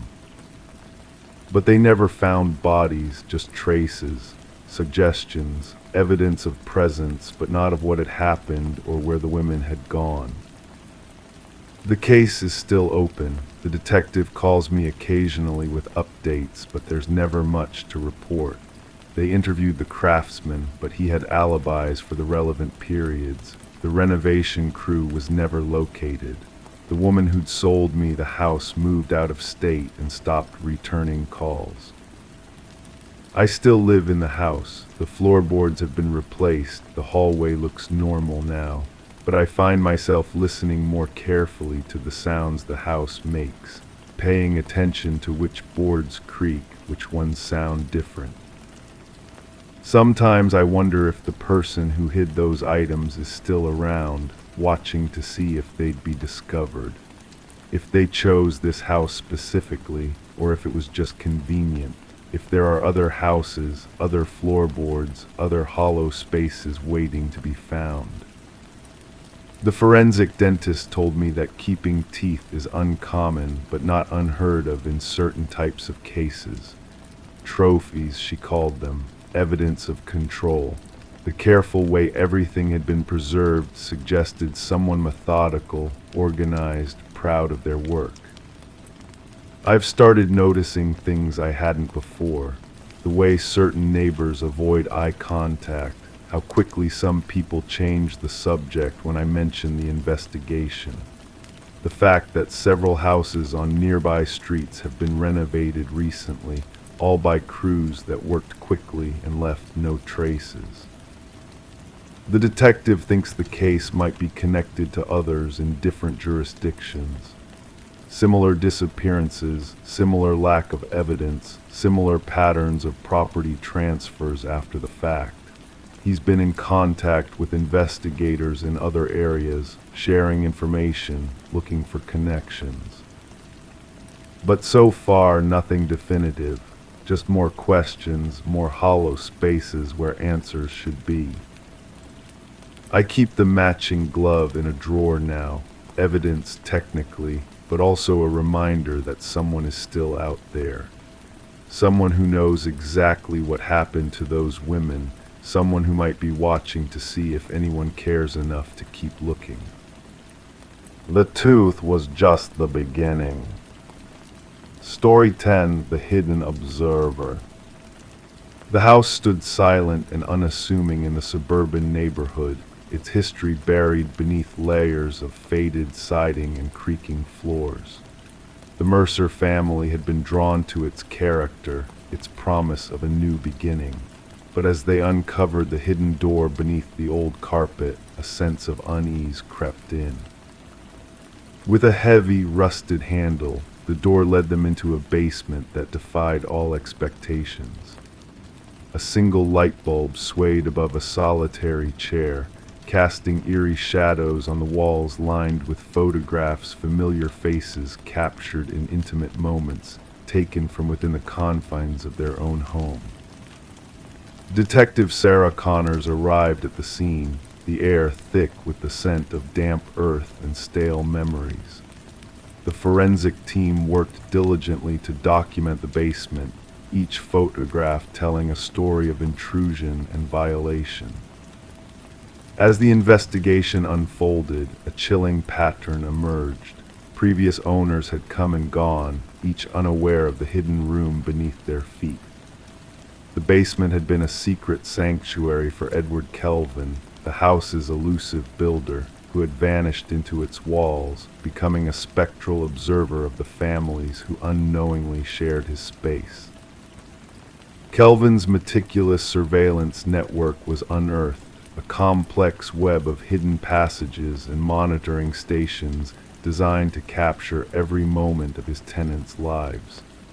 His delusions painted them as characters in his private theater, his guardianship twisted into a perverse form of ownership. The trial revealed the extent of Kelvin's obsession, the house itself a tool for his voyeuristic tendencies. As the structure was demolished and the ground filled, the families who had called it home were left haunted by the realization that they had never been truly alone. In the quiet of their new lives, they found themselves glancing over their shoulders, wondering if unseen eyes still watched from the shadows, if the walls held secrets yet to be revealed. The violation was not in what had been taken, but in what had never been known, a presence lingering in the echoes of a house that had become a prison of memories. And as they drifted into sleep, the whispers of the past faded, replaced by the gentle hum of dreams, a reminder that even in the darkness there is light waiting to guide them home. Story 11, The Unseen Presence. In the depths of the old attic, obscured beneath a worn, forgotten blanket, they discovered it. A porcelain doll, fragile and ancient, with eyes of painted blue that stared wide and unblinking. Sarah and Michael, a young couple, had never laid eyes on it before. They brushed off its existence as just another discarded relic of the past, a mere antique lost in time. But as night descended and they retreated to their bed, an unsettling sensation settled upon them. The air grew heavy, laden with an unspoken tension. Silence lingered, stretching into the darkness. And when dawn broke, the doll was no longer nestled in the attic's shadows. It now perched at the foot of their bed, a silent sentinel watching over them. Sarah and Michael had been captivated by the Victorian house's intricate woodwork and enigmatic allure when they acquired it at auction, oblivious to the whispers of its troubled history. They were drawn to the whispers of stories whispered within its walls, unaware that they would soon become entwined in its enigmatic narrative. Detective Rachel Winters, greeted by the crisp embrace of an autumn morning, received the call that would lead her into a realm of mystery and intrigue. Inside the master bedroom, a female figure lay in a contorted pose, eyes wide with a frozen mask of terror. In the hallway, the male victim's body hinted at a desperate struggle for escape. Yet the scene was pristine, no forced entry, no signs of a battle beyond the haunting stillness that lingered. Whispers of deliberate intent echoed through the space as Detective Winters meticulously documented every detail, her voice a mere murmur against the backdrop of eerie silence. The female victim, she noted, seemed positioned as if plucked from a display, a doll arranged with precision and care. The investigation unfolded, weaving through interviews with neighbors whose tales added layers of disquiet to the growing enigma. Shadows observed moving behind curtained windows, phantom laughter echoing in the dead of night. Each account painted a portrait of unease. Forensic revelations unveiled a tapestry of vintage fibers scattered throughout the house, cotton and silk reminiscent of antique doll clothing. The absence of foreign fingerprints, the lack of intruder DNA, the ghostly absence of footprints in the dust all pointed to a presence that defied physical boundaries. Delving into the property's history, Detective Winters unearthed a pattern woven through time, a thread connecting past tragedies to the present. 3 prior owners, their lives claimed by enigmatic circumstances, each leaving behind a trail of unresolved mysteries and eerie occurrences. A newspaper clipping whispered of a doll maker whose creations held secrets untold. His final masterpiece, a doll mirroring his deceased daughter, bore a chilling resemblance to the porcelain guardian discovered by Sarah and Michael. As the detective delved deeper, a macabre tale of spirits bound to objects and whispers of life beyond the inanimate unfolded before her, culminating in a revelation of hidden handprints and ethereal residues tracing an unseen path through the house. The investigation teetered on the edge of the inexplicable. Family rumors of arcane rituals and whispered secrets hinted at a truth veiled in shadows. The case, shrouded in enigma, lingered in the realm of the unsolved. No suspects emerged, no conventional truths could explain the spectral presence that haunted the house. Detective Winters, her curiosity piqued, sought to contain the malevolent force within the confines of a locked cabinet, only to awaken to a reality blurred by forgotten hours and inexplicable disappearances. The house, a beacon of architectural grandeur tainted by a history of darkness, changed hands once more, its secrets buried beneath layers of dust and whispered legends. The doll, a specter of the past, vanished into the night, leaving behind a void that echoed with whispers of forgotten sorrows. As the attic lay undisturbed, a silent witness to bygone terrors, a hushed presence lingered in the stillness of the night. Neighbors spoke of shadows dancing behind attic windows and the faint laughter of a child lost to time, a haunting melody that whispered of secrets buried deep within the walls. Story 12. The ancient library faced its fate under the looming threat of demolition. The workers, their task almost complete, stumbled upon a hidden secret as one of them accidentally triggered a concealed latch within a dusty bookshelf. With a soft whispering click, the entire bookcase swung open, unveiling a mysterious passage leading to a secluded chamber. The air within was heavy, stagnant with the passage of time, untouched for decades. The room bore no furnishings except for a solitary chair anchored to the floor at its center. Etched repeatedly on the wall, a haunting message echoed in the dim light, "I remain here." The head of the construction crew swiftly contacted the authorities, setting in motion a series of events that would unravel a tale shrouded in darkness. Detective Morgan Walsh, a seasoned investigator with 2 decades of experience, found himself facing a scene unlike any other in his career. Standing at the threshold, his flashlight pierced the shadows, casting an eerie glow upon the cryptic message that adorned the walls. "Secure the area," Walsh commanded the officers, his voice resonating in the confined space. "No one is to disturb anything until the forensics team arrives." The library's history whispered of intriguing mysteries.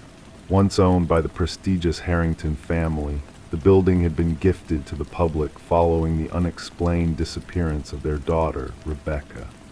Vanishing during her final year of college, Rebecca left behind no traces except for her abandoned car discovered near the woodland edge. Despite exhaustive searches and investigations, the truth behind her vanishing remained elusive. While speculations suggested she had fled to forge a new path, her family steadfastly refused to accept this rationale, convinced of a darker fate.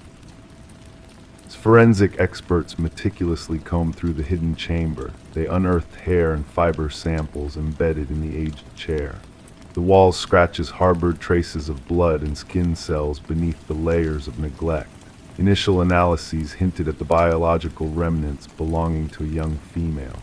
"This chair was purposed for confinement," the forensic analyst remarked, gesturing to the worn leather straps and bolt holes still affixed to the arms. The struggle of the captive must have been intense. Walsh mobilized a team to delve into the enigmatic past of the Harrington lineage. The timing of the library's donation gnawed at him an act swiftly following Rebecca's disappearance, a coincidence that now loomed ominously significant. Further inquiries unveiled a chilling revelation. The bookshelf concealing the hidden room had been installed by a contractor exclusively hired by Maxwell Harrington, Rebecca's uncle and the family's patriarch. Financial records hinted at exorbitant payments to this contractor, surpassing typical renovation expenditures. Former library staff expressed shock at the discovery, none aware of the concealed chamber's existence, save for an elderly librarian recalling Maxwell's solitary visits to that section long after closing hours. The investigation intensified as DNA results confirmed the genetic match between the hidden room's samples and those from Rebecca's hairbrush found in her old quarters. The timeline grew clearer, more unsettling. Rebecca had not fled. She had been imprisoned behind the secret passage, possibly by a member of her own kin. Armed with a warrant, detectives scoured the Harrington estate. In Maxwell's study, nestled within a hidden compartment, they unearthed a leather-bound journal chronicling months of entries, illustrating a disturbing fixation on his niece. The final entry sent shivers down their spines. She threatened exposure. "I cannot permit that. The room will confine her until she comprehends." Investigators tracked down Maxwell, now residing in a coastal retirement enclave. Initially composed during interrogation, his facade crumbled upon the revelation of the journal and DNA evidence. "She was a threat to everything," he confessed tonelessly. "Rebecca uncovered documents revealing my embezzlement from the family foundation over the years. The family's reputation meant everything. I couldn't let her dismantle it." His admission painted a macabre portrait. Maxwell had lured Rebecca to the library, subdued her, and trapped her within the hidden chamber. His intention was to confine her until she agreed to silence, but fate took a grisly turn. During a desperate bid for freedom, Rebecca had met her demise at his hands. "I panicked," Maxwell confessed. "I buried her beneath the chamber's floor and sealed it off. Donating the library ensured that part would remain undisturbed." Ground-penetrating radar confirmed the presence of human remains beneath the chamber's flooring. Excavation unveiled Rebecca's skeletal remains, adorned with the silver bracelet gifted by her parents on her 20th birthday. The Harrington family stood witness to Maxwell's sentencing, bearing the weight of overdue justice. Rebecca's mother clutched the retrieved bracelet, the sole artifact to lay her daughter to rest adequately after years of absence. The library's demolition halted indefinitely, transforming into a sanctuary of remembrance and contemplation. Community members adorned its entrance with flowers, paying homage to a life cut short and a truth concealed behind a bookshelf, waiting patiently to be unveiled. In a poignant twist of fate, it was Rebecca who had the final say. Her desperate message etched on the walls, "I remain here," ensured her eternal presence, a reminder that justice, though delayed, always finds its way to the light. Story 13. The river flowed gently that morning, its surface like a mirror reflecting the muted light of dawn. The fisherman, lost in his thoughts, nearly missed the sight of a solitary suitcase drifting near the shore. Initially dismissing it as a mere pile of discarded clothes, his curiosity piqued as he drew nearer. A pungent odor assaulted his senses as he approached the unmistakable smell of decay. The suitcase, encased in chains with rust gnawing at its edges, held secrets within its weathered exterior. When the authorities pried it open, they were met not with garments, but with a macabre sight. Clumps of hair tangled within skeletal fingers frozen in a final, desperate grip, and at the bottom, a haunting message: "This isn't the first." Detective Sarah Mercer, with a delicate touch of her handkerchief to her nose, surveyed the grim tableau before her. The victim, a woman in her mid-30s named Catherine Walsh, bore the unmistakable signs of a watery, grave her once dark hair, now a sodden tangle against pallid skin. As the medical examiner meticulously catalogued every detail, Mercer couldn't shake the eerie feeling that lingered in the air. It wasn't just the disposal of the body that unsettled her. but the meticulous care taken in presenting the victim manicured nails, freshly styled hair, clad in expensive attire. "She was meant to be found," Mercer murmured, her gaze fixed on the lapping waters at the shore. A grim showcase. Catherine Walsh, a successful real estate agent known for her expertise in selling luxury properties, lived a life shrouded in mystery. Divorced and childless, she resided alone in an affluent neighborhood, her privacy fiercely guarded. Colleagues spoke of her ambition, her meticulous nature, and her enigmatic persona. Her disappearance was reported by her assistant, who emphasized Catherine's unwavering dedication to a crucial showing that could have secured her largest commission yet. She would never miss that opportunity, the assistant insisted, her voice tinged with concern. A meticulous search of Walsh's meticulously kept modernist home revealed a disconcerting perfection, a place where every object found its precise place, devoid of any imperfection. Except for one anomaly, a slightly open drawer in her home office. Within it lay a leather-bound journal, its final entry chilling in its brevity. "He's watching again. Same car, different plates." The digital trail left by Walsh led Mercer to a trove of unsettling discoveries, mysterious emails from unknown senders, all bearing the ominous phrase, "I see your perfection," sent at exact intervals. Her internet history unveiled a pattern of searches for security measures and self-defense tools. Mercer pieced together the puzzle, linking these cryptic clues to the meticulous display of the victim's body. "Our perpetrator is a master of ceremony," she remarked to her partner. "This was no crime of passion. This was a carefully orchestrated ritual." A breakthrough in the case came unexpectedly from a local pawnshop owner who recognized Walsh's distinctive emerald necklace among his wares. The man who had pawned it was no stranger, Michael Linden, a nondescript maintenance worker with a penchant for blending into the background. Surveillance footage revealed Linden's frequent visits to Walsh's building, sometimes with his maintenance cart, sometimes without, always during her absences on property showings. A search of Linden's unassuming abode unveiled a chilling truth: walls plastered with photos of Walsh and other women, all sharing a striking resemblance, all captured without their knowledge. Some faces were crossed out in red ink. Walsh was but one of a series. Hidden behind a false panel in his closet lay a shrine of sorts, each victim's possessions meticulously arranged: a lock of hair, a used tissue stained with lipstick, mundane receipts, keys to unknown locks. Each collection accompanied by a meticulously kept journal chronicling their daily routines, their quirks, their perceived flaws. Linden's demeanor remained eerily calm as he sat in the interrogation room, his composed exterior belying the darkness within. When confronted with the evidence, he finally spoke, his voice devoid of emotion. "They were imperfect," he stated flatly. "They presented a facade of flawlessness, but I saw through it. Catherine's vanity was her undoing. Her perfection was a mask." The search for the other victims mentioned in Linden's cryptic note led investigators to remote locations where 2 more suitcases were recovered, each concealing a woman with echoes of Catherine Walsh, real estate agents who peddled an image of unattainable perfection. Throughout Linden's trial, his stoic presence remained unshaken as prosecutors unraveled his meticulous methods.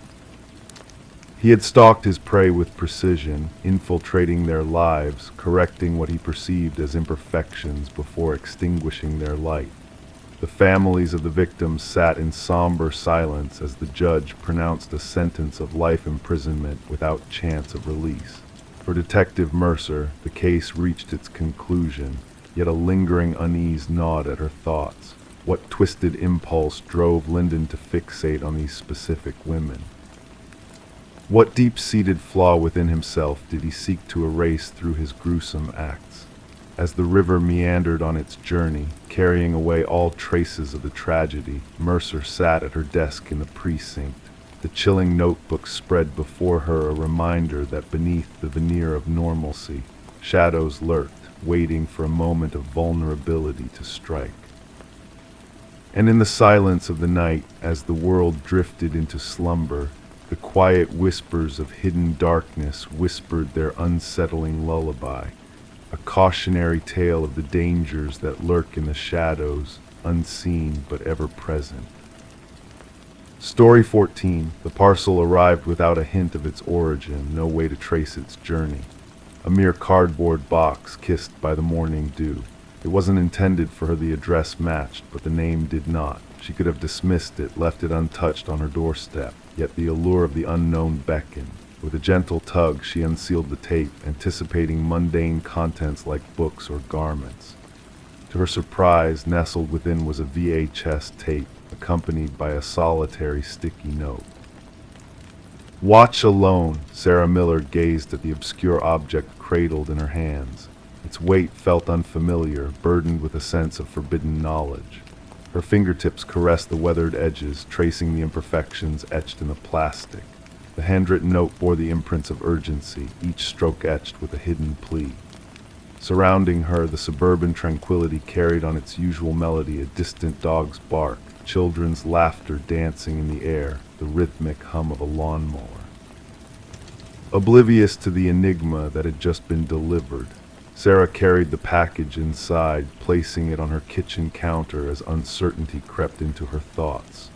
The name Daniel Whitaker held no significance in her world. Residing in the house for nearly 4 years, she had never received mail addressed to that name. The previous occupants had been the Johnsons, a retired couple seeking proximity to family. Curiosity and unease waged a silent war within her as she eyed her VCR, a relic of nostalgia. There was something about the tape that called to her a mystery shrouded in worn black plastic. Against her instincts, Sarah inserted the tape into the machine. At first, static danced across the screen, white noise gradually sharpening into clarity.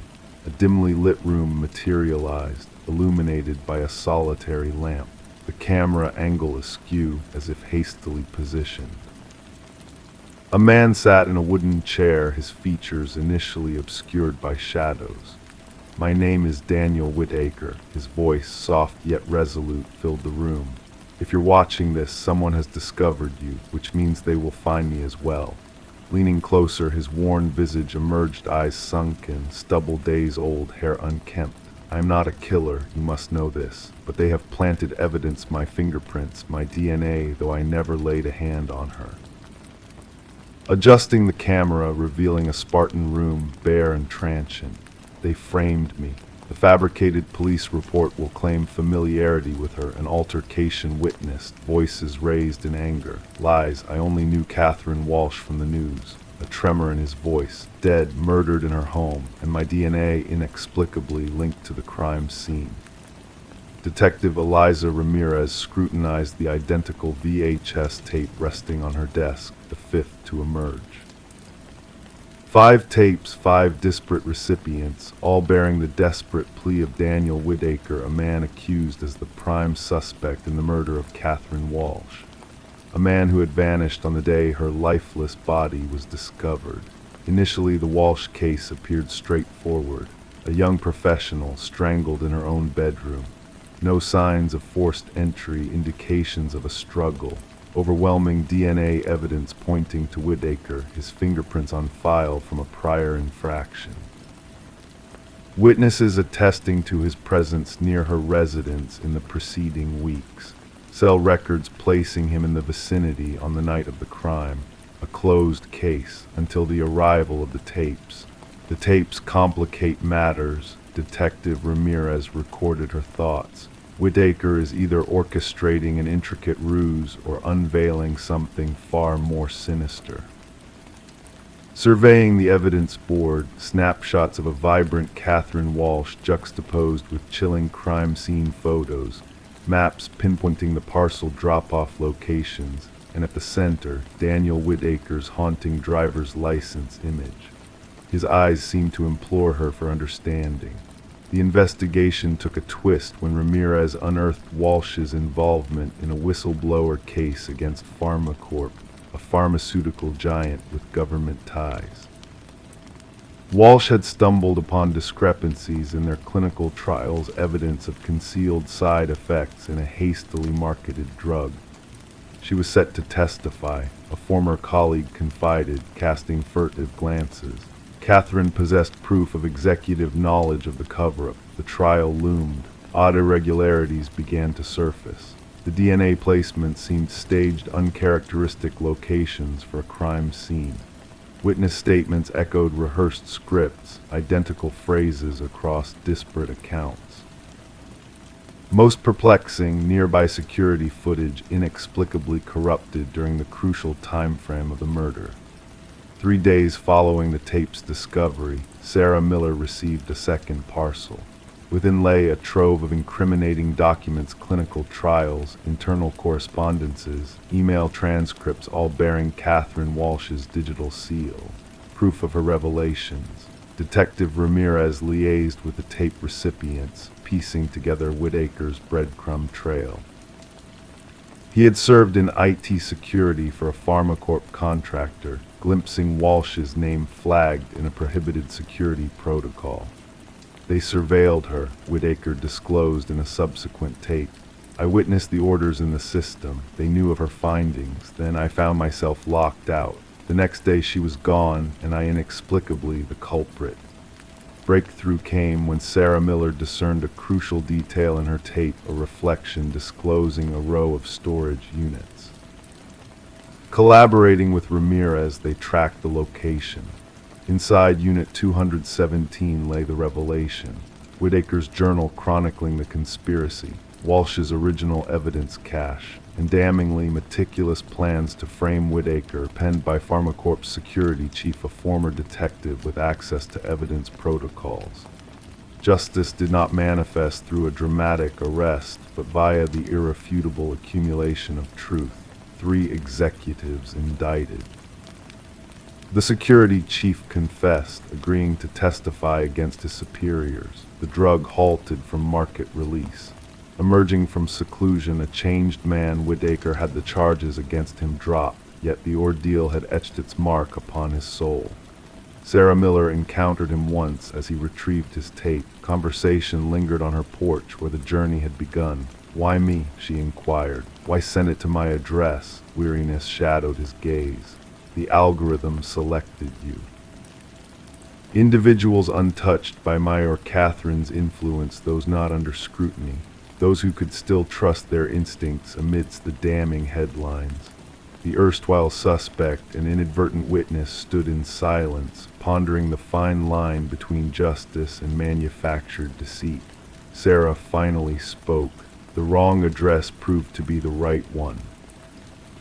The VHS tapes became evidence, symbols that truth may arrive in unforeseen packages, bearing unfamiliar names, awaiting the curious souls willing to unveil its secrets. Story 15. The motel stood in quiet neglect, a place where transient souls sought fleeting respite. A worn key exchanged hands with a knowing glance from the clerk, his warning barely a whisper, "Avoid the last door on the left." Intrigue sparked within her, a flame of curiosity that flickered as she navigated the shadowed corridors that night. Pausing before the ominous door, she felt the chill of the handle against her palm, a subtle foreboding. The door, unassuming in appearance, held a secret revealed only to those who dared to listen closely, a gentle, haunting breath from the other side. Detective Morgan Reed, weary-eyed and alert, ventured under the tape marking the threshold of tragedy. The air clung heavy with the scent of iron and despair, a familiar scent that led her to the scene of another life cut short. Amidst the stark contrast of pristine surroundings, the victim lay in silent repose, golden hair splayed like a halo, eyes fixed on eternity. Reed knelt beside her, a silent witness to the cruel hand of fate that had befallen yet another. The forensic technician's monotone voice pierced the hushed room. recounting the grim details of a pattern repeated thrice before. Reed absorbed the information, piecing together the fragments of a puzzle painted in crimson hues. The victim's elegance clashed with the motel's squalor, a mismatch that hinted at a deeper motive than greed. The manager lingered, haunted by the tragedy that had unfolded within his establishment, a tale of unsuspecting innocence shattered by malevolence. Back at the station, Reed faced a wall of images, a grim gallery of lives lost in anonymous rooms. The threads of the investigation wove tighter, revealing a tapestry of deception and betrayal that masked a more intimate truth. Autopsy findings painted a portrait of a calculated killer, one driven not by impulse but by a personal vendetta veiled in shadows. Days turned to nights as Reed delved deeper into the victim's life, uncovering secrets buried beneath layers of normalcy. A chance revelation from the victim's sister unveiled a clandestine affair, a forbidden liaison that bore the mark of a man known only as C. Reed's pursuit of the elusive C led her to the corridors of corporate power, where a facade of respectability crumbled under the weight of undeniable evidence. Charles Emerson, a man of influence and deceit, stood at the center of the storm, his veneer of innocence tarnished by the fingerprints of guilt. Reed probed, unearthing a web of lies spun by a man desperate to preserve his illusions at any cost. The truth, a jagged shard of betrayal, pierced through Emerson's defenses, laying bare the darkness that dwelled within his heart. The trial, a spectacle of justice served cold, marked the final act in a tragedy scripted by one man's twisted desires. Emerson's stoic facade cracked under the weight of his crimes, revealing a void where remorse should have resided. Reed, a silent sentinel of justice, locked eyes with the fallen Titan, catching a glimpse of the emptiness that lurked within his soul, a void that no verdict could fill. The echoes of the door on the left case reverberated through the annals of true crime lore, a cautionary tale of how shadows can cloak the most heinous of deeds. As the world moved on, Reed lingered in the shadows of memory, haunted by the doors left unopened, the secrets left untold. And in the hushed confines of the evidence locker, 3 keys lay dormant, silent witnesses to a darkness that could never be fully extinguished, a reminder that some doors, once unlocked, can never be sealed again. Story 16. In the quiet stillness of their new Victorian-era home, Michael and Sarah Klein embarked on an unexpected journey, one that began with a simple water stain in the master bedroom. The yellowish discoloration on the floral wallpaper led them to unravel the mysteries hidden beneath the surface, like peeling back the layers of time. As they carefully stripped away the old wallpaper, a name emerged in dark ink: Alina Winters, repeatedly scrawled in a frantic, uneven script across the wall. Each stroke seemed to whisper a tale of its own, a story begging to be heard. But who was Alina Winters, and why was her name etched so fervently in the hidden depths of their home? Their curiosity sparked a chain of revelations as they delved into the past, uncovering a missing persons case from decades ago that bore an uncanny resemblance to the woman who had sold them the house, Margaret Cavendish. The pieces of the puzzle began to align, painting a portrait of intertwined fates and buried secrets waiting to be unearthed. With each discovery, the line between past and present blurred, drawing Michael and Sarah into an obsession to unravel the enigma that lay within their own walls. Their home, once a sanctuary of charm and character, now held echoes of a haunting past that refused to stay silent. The walls whispered of a friendship turned dark, of identities intertwined and fractured. Alina Winters and Margaret Cavendish, 2 names separated by time yet bound by a tragic tale of betrayal and obsession. The truth, like the ink-stained walls, begged to be revealed, to shed light on the shadows that lingered within the hidden corners of their home. As they dug deeper, they unearthed hidden spaces and forgotten truths, each layer peeling back to expose a chilling reality. The name on the wall was not just a mark of remembrance, it was a confession, a plea for redemption from a mind fractured by guilt and longing. Forensic teams descended upon their home, turning it into a scene of intrigue and revelation. The past and present intertwined as DNA and fingerprints painted a portrait of a fractured soul, Rebecca Eldridge, a woman consumed by a desperate need to hold onto a reality that slipped through her fingers like grains of sand. The walls themselves became a testament to a tragedy long buried, a story etched in ink and blood, waiting to be told. And as the sun set on their once charming home, Michael and Sarah stood witness to a tale of twisted fate and shattered illusions, forever intertwined with the echoes of a past that refused to be forgotten. In the end, justice found its way through the tangled web of lies and deceit, bringing closure to a story that spanned decades. The house, once a beacon of dreams, now stood as a somber reminder of the darkness that lurked behind its ornate façade, a place where walls whispered secrets of a past that could never truly be erased. And as the night enveloped them in its soothing embrace, Michael and Sarah found solace in the mysteries that had unfolded, drifting into a peaceful slumber amid the echoes of a story that would forever linger in the shadows of their minds. Story 17. The aged apartment held secrets within its walls, pipes that groaned, floorboards that whispered tales of the past.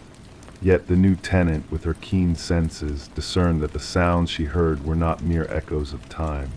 The footsteps above her were too deliberate, too steady to be explained away by settling structures. Curious and apprehensive, she dwelled on the top floor, far removed from any neighbor's intrusion. One fateful night, emboldened by a mix of fear and curiosity, she tentatively tapped the ceiling with a broomstick. The rhythm of footsteps halted abruptly. A hush descended, pregnant with anticipation. Then, in the stillness, a solitary knock reverberated from within the ceiling itself. Sarah Coleman chose to keep the enigmatic knocking to herself, shielding her disquieting discovery from prying ears. Rationalizing it as the whims of an old building or the antics of a wandering creature, she buried her unease beneath layers of denial. Despite the relentless cadence of the footsteps that traversed her ceiling each night, she adapted, seeking refuge in blaring television volumes and the solace of headphones to muffle the haunting footfalls that traced unseen paths in the darkness above. Detective Morris's interest was piqued when a maintenance worker stumbled upon a clandestine crawlspace during routine repairs. The worker, tasked with repairing a leak, uncovered a concealed passage behind a section of drywall in the corridor outside Sarah's abode.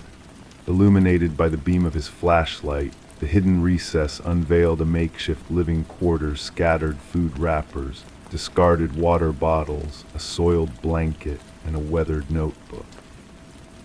Alarmed, the building superintendent promptly summoned the authorities.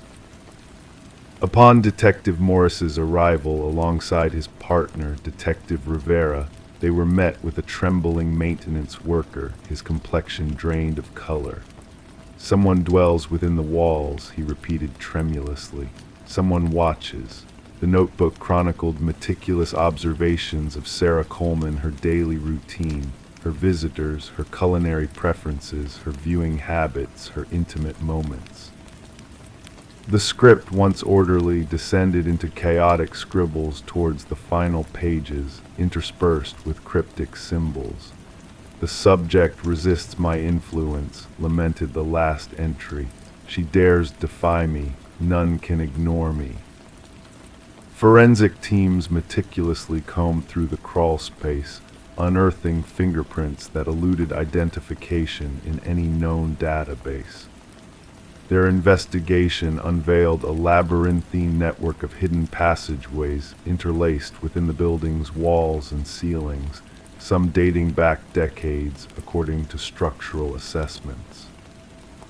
These concealed passages, linking 5 distinct apartments, all converged upon discrete vantage points, tiny apertures disguised as innocuous fixtures or minor imperfections focused solely on Sarah Coleman's dwelling. Interviews with current residents yielded no extraordinary revelations, merely affirming the banality of apartment living. However, former tenants unveiled a darker narrative. 3 prior inhabitants of Sarah's residence recounted sensations of being surveilled or hearing inexplicable noises. One had hastily vacated after a mere fortnight, their silence born of dread at being labeled paranoid. The breakthrough in the investigation materialized with the discovery of minute blood traces in one of the hidden chambers. DNA analysis connected the blood to Martin Weaver, a former occupant who had vanished without a trace 4 years earlier, leaving behind a void in his wake. Revisiting Martin's enigmatic disappearance, Detective Morris uncovered tales of disturbances emanating from the apartment above his own. Martin's confrontation with the reticent tenant, Edward, preceded his disappearance into oblivion. Edward, a recluse who departed without a trace shortly after Martin's vanishing act, left a trail of unanswered questions in his wake. Delving deeper into Edward's past, investigators unveiled a pattern of transient residency across 6 apartment complexes spanning 2 decades. Each relocation saw him requesting top-floor accommodations, cultivating minimal social ties, and vanishing without warning. A neighbor from Edward's past remembered him as an aloof figure, fixated on the necessity of silence. The puzzle pieces gradually coalesced, painting a portrait of a man shrouded in enigma and seclusion. Property records led investigators to remote rural land owned by Edward, where a secluded cabin harbored a chilling tableau. Adorned with photographs and notes, the walls chronicled unsuspecting residents from various apartment buildings, including Sarah Coleman and Martin Weaver. Blueprints of ventilation systems and structural vulnerabilities were meticulously annotated in journals, detailing specimen observations and habitat maintenance. At the cabin's epicenter, a corkboard displayed a collage of missing persons, reports 6 souls who had vanished into the ether.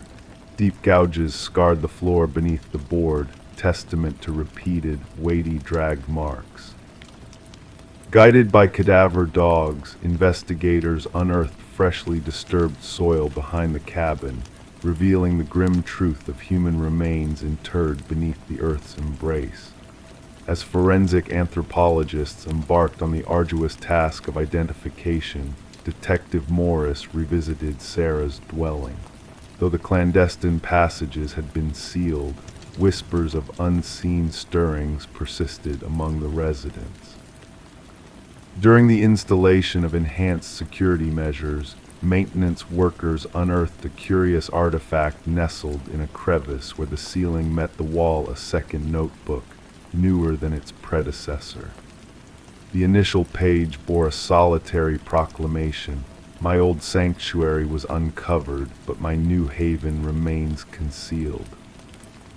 The script mirrored the previous journal, with the final page divulging a crude depiction of Sarah's apartment layout, a crimson trail marking a fresh passage, and a cryptic date etched into the future. Swiftly mobilizing, officers hastened to evacuate Sarah, only to find her abode barren of life. Her cell phone lay inert on the kitchen counter, the television casting a ghostly glow in her absence. The shower's cascade of water provided a backdrop to the eerie silence that pervaded the apartment. Within the bathroom, a message materialized amidst the dissipating steam, etched by an unseen hand upon the mirror: "Look up." The ceiling panel above the shower had been removed. a chilling invitation to unveil the hidden truths lurking above. The hunt for Edward, the elusive architect of terror, persists. Identified as Edward Mercer, a former construction specialist with a penchant for clandestine renovations, he remains at large, his knowledge of architectural intricacies enabling his macabre machinations. Thermal scans of Sarah's residence yielded no traces of current occupancy within the walls, leaving a void where answers should have resided. Sarah Coleman's whereabouts remain a mystery, her fate entwined with a web of disappearances spanning state lines. Authorities caution apartment managers about unauthorized modifications in concealed spaces, a grim reminder of the unseen perils that lurk within the familiar confines of home. Yet amidst the haunting specter of past horrors, Detective Morris finds himself haunted by the phantom echoes of Sarah's plight, the footsteps that echoed above her in a realm devoid of an upstairs neighbor. The transient stillness that descended when she dared to engage with the unknown, only to be met with a chilling response in kind. In the solace of his own abode, under the shroud of night, Detective Morris gazes upward, attuned to the symphony of silence that envelops him, pondering the chilling reality of unseen eyes that may be watching, waiting within the walls. Story 18. It began with a pocket dial, a mere murmur of static and distant echoes. The operator almost dismissed it as nothing until a voice emerged from the haze. A woman's voice urgently whispering, "He's here." And then silence enveloped the line. The call originated from an empty house, a relic of the past, abandoned and forgotten by time. There were no signs of intrusion, no disturbances in the stillness. Yet in the quiet kitchen veiled in dust, there sat a phone upon the counter, its screen softly glowing. The call had been placed mere moments ago. Detective Morgan Reed pressed the playback button once more, captivated by the haunting whisper that echoed in her mind, filled with desperation, fear, and an eerie impossibility. The desolate property had once belonged to the Sullivan family, who had left after a devastating fire that devoured a part of their home. No one had resided there since. The caretaker, a regular visitor, swore that no one had trespassed in years. Background check on the number, Morgan inquired her partner, Detective Walsh. The answer revealed that the number was registered to Catherine Sullivan, the deceased daughter who had passed away in a tragic car accident 3 years prior. Morgan gazed at the phone within the evidence bag, puzzled by the enigma before her. A phone that belonged to a deceased woman, making calls from an abandoned dwelling. The dust around the phone seemed disturbed only where it sat, as if it had materialized out of thin air. The forensic team's efforts yielded no identifiable fingerprints, no traceable footprints, no clues to unravel the mystery. The recording of that fleeting call became the focal point of their inquiry, 11 seconds of static, breath, and 5 urgent words. Voice analysis confirmed a 98% match to Catherine Sullivan's voice from archived videos. The timestamp revealed that the call had occurred at the precise moment of Catherine's passing, 3 years ago, down to the minute. Morgan and Walsh delved into Catherine's past, questioning those who had known her. Her father, now remarried, appeared genuinely perplexed. Her mother, residing alone in a modest apartment, crumbled upon hearing the recording. "That's my Katie," she murmured. "She sounds so frightened." Mark Jennings, Catherine's boyfriend at the time of her demise, had a solid alibi for the night of the call. He was on duty at the hospital, corroborated by numerous witnesses and security footage. Moreover, the house had been vacant. The call seemed an impossibility, yet it had transpired. The investigation stalled until a call from Catherine's mother reignited the flame.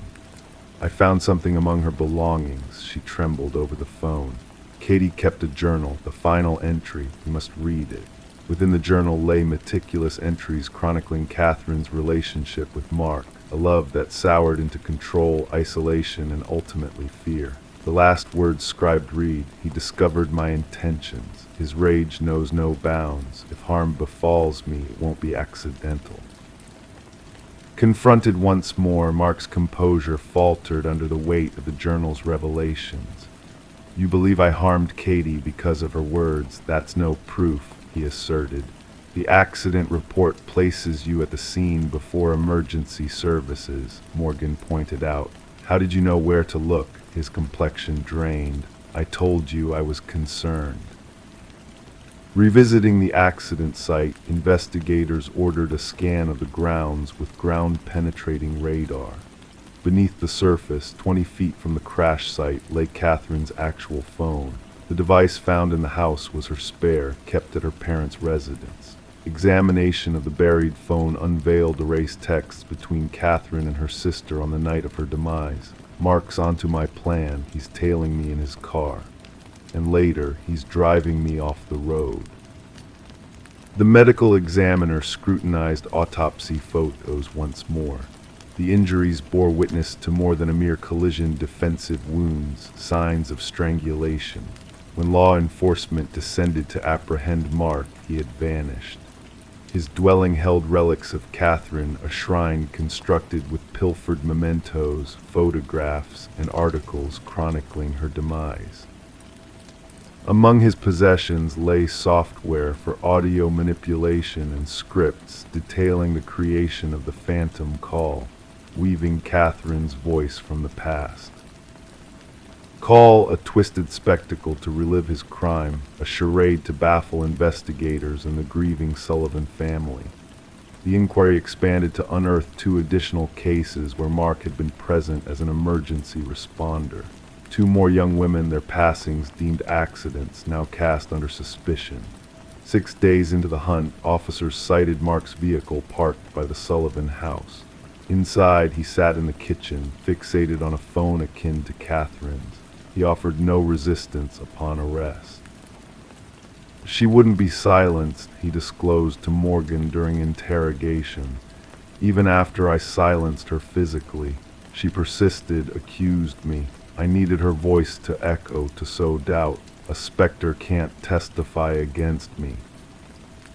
The jury swiftly rendered a verdict of guilty for first-degree murder after less than 3 hours of deliberation. As justice was served, Catherine's mother clutched the journal close to her heart.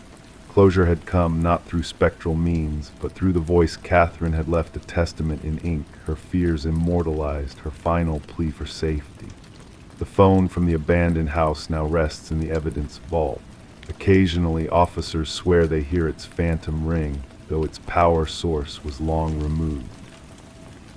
Catherine's legacy endures not as a ghostly tale, but as a testament that victims, even in silence, find ways to be heard. Story 19, the old chest lay hidden beneath layers of clutter in the attic, a silent witness to the passage of time within the house's walls. Among its contents were faded snapshots capturing moments of joy and celebration, mundane scenes of family gatherings and birthdays frozen in time. But as she reached the final photograph, a sense of unease crept over Rebecca. The image showed her own living room, familiar yet unsettlingly different. A family she didn't recognize sat on the couch, their smiles masking the presence of a figure lurking in the shadows. A man, barely visible, standing in the hallway watching. A shiver ran down Rebecca's spine as she scrutinized the photo, her fingers trembling ever so slightly. The Polaroid seemed to vibrate with an eerie energy. The family in the picture, a woman with honey blonde hair, a bespectacled man, and 2 children beamed at the camera, oblivious to the danger lurking just beyond their sight. Descending the creaking wooden stairs, Rebecca felt the weight of the house pressing down on her. What once felt spacious and empty now felt suffocating, as if unseen eyes were watching her every move. Placing the photograph on the kitchen counter, she studied it under the harsh glare of the fluorescent light. The uncanny resemblance between her home and these strangers was undeniable, a puzzle begging to be solved. Detective Morgan arrived, his weathered leather jacket a testament to years of unraveling mysteries. With eyes that missed nothing, he examined the photograph with a methodical gaze. Flipping it over, he focused on the blank back, his voice a low rumble as he inquired about the previous owners, the Nelsons. Rebecca admitted her lack of knowledge about the Nelsons, who had sold her the house and then vanished without a trace. Handing over the photo, she watched as Morgan's expression betrayed nothing. The investigation had begun. Delving into the history of the house, Detective Morgan uncovered a pattern of families disappearing after precisely 1 year of residency. The Sutherlands, the latest in a line of mysterious vanishings, had left behind a void, leaving no trace of their whereabouts. Forensic analysis dated the photograph to 15 years prior, hinting at a sinister truth lurking within the walls. Enhanced imaging revealed more about the shadowy figure in the photo, tall, male, and ominously present. Matching the figure to a long-dead architect named Samuel Whitfield raised more questions than answers. The basement, a tomb of secrets, held the key to the disappearances, with each missing family unearthed in a macabre revelation. As the investigation unfolded, a hidden crawlspace in the attic revealed a chilling discovery, a journal detailing the meticulous observations of the families, along with a sinister warning about accelerating plans for the new resident. Rebecca, now under police protection, found herself at the center of a malevolent game. In the dead of night, a phone call shattered the silence, signaling the presence of an unseen threat. The sound of breathing, followed by the click of a camera, echoed through the darkness, a haunting reminder of the watchful eyes that lingered in the shadows. The house, now a crime scene, stood as a monument to unsolved mysteries, its secrets buried deep within its walls. The legacy of Samuel Whitfield, if that was his true name, remained a puzzle that defied resolution. And as new families moved in, unaware of the sinister history that haunted the house, the cycle of disappearance and surveillance continued, a dark legacy that refused to fade into obscurity. Those who dared to seek the truth found themselves ensnared in a web of intrigue, their every move monitored by unseen forces, their fates intertwined with the chilling legacy of the man in the photograph. Story 20. In the quiet stillness of the night, a wooden plank betrayed its secret as she placed her foot upon it. The subtle movement beneath her weight beckoned her curiosity. Slowly she knelt down, her fingers tracing the edges of the plank, sensing the hidden truth it held. The floor, once thought solid, now whispered of concealed mysteries. With gentle determination, she lifted the boards, unveiling a shadowy, narrow space beneath the foundation of her new home. As she peered into the darkness, a chill crept up her spine, and her heart quickened its beat. There, amidst the dust and cobwebs, lay a haunting discovery. A mattress, a chair, and in the corner, a weathered notebook filled with pages inscribed with a singular name, her own name, written repeatedly as if a chant of obsession. Detective Morgan Reed observed silently as Sarah Coleman gazed into the abyss beneath her dwelling, a mixture of fear and disbelief reflected in her eyes. It was more than a mere hidden room they had stumbled upon. It was an intrusion, a violation of sanctity that shattered the tranquility of a fresh beginning. "Do not disturb anything further," Detective Reed's voice, calm yet resolute, broke the silence. With a click of her flashlight, she illuminated the concealed chamber, exposing walls adorned with surveillance photographs capturing Sarah's every move, every interaction. A shrine of fixation meticulously curated beneath unsuspecting floorboards. Sarah had acquired the quaint cottage from the estate of Walter Green, an elderly recluse who had passed away with no kin to claim his legacy.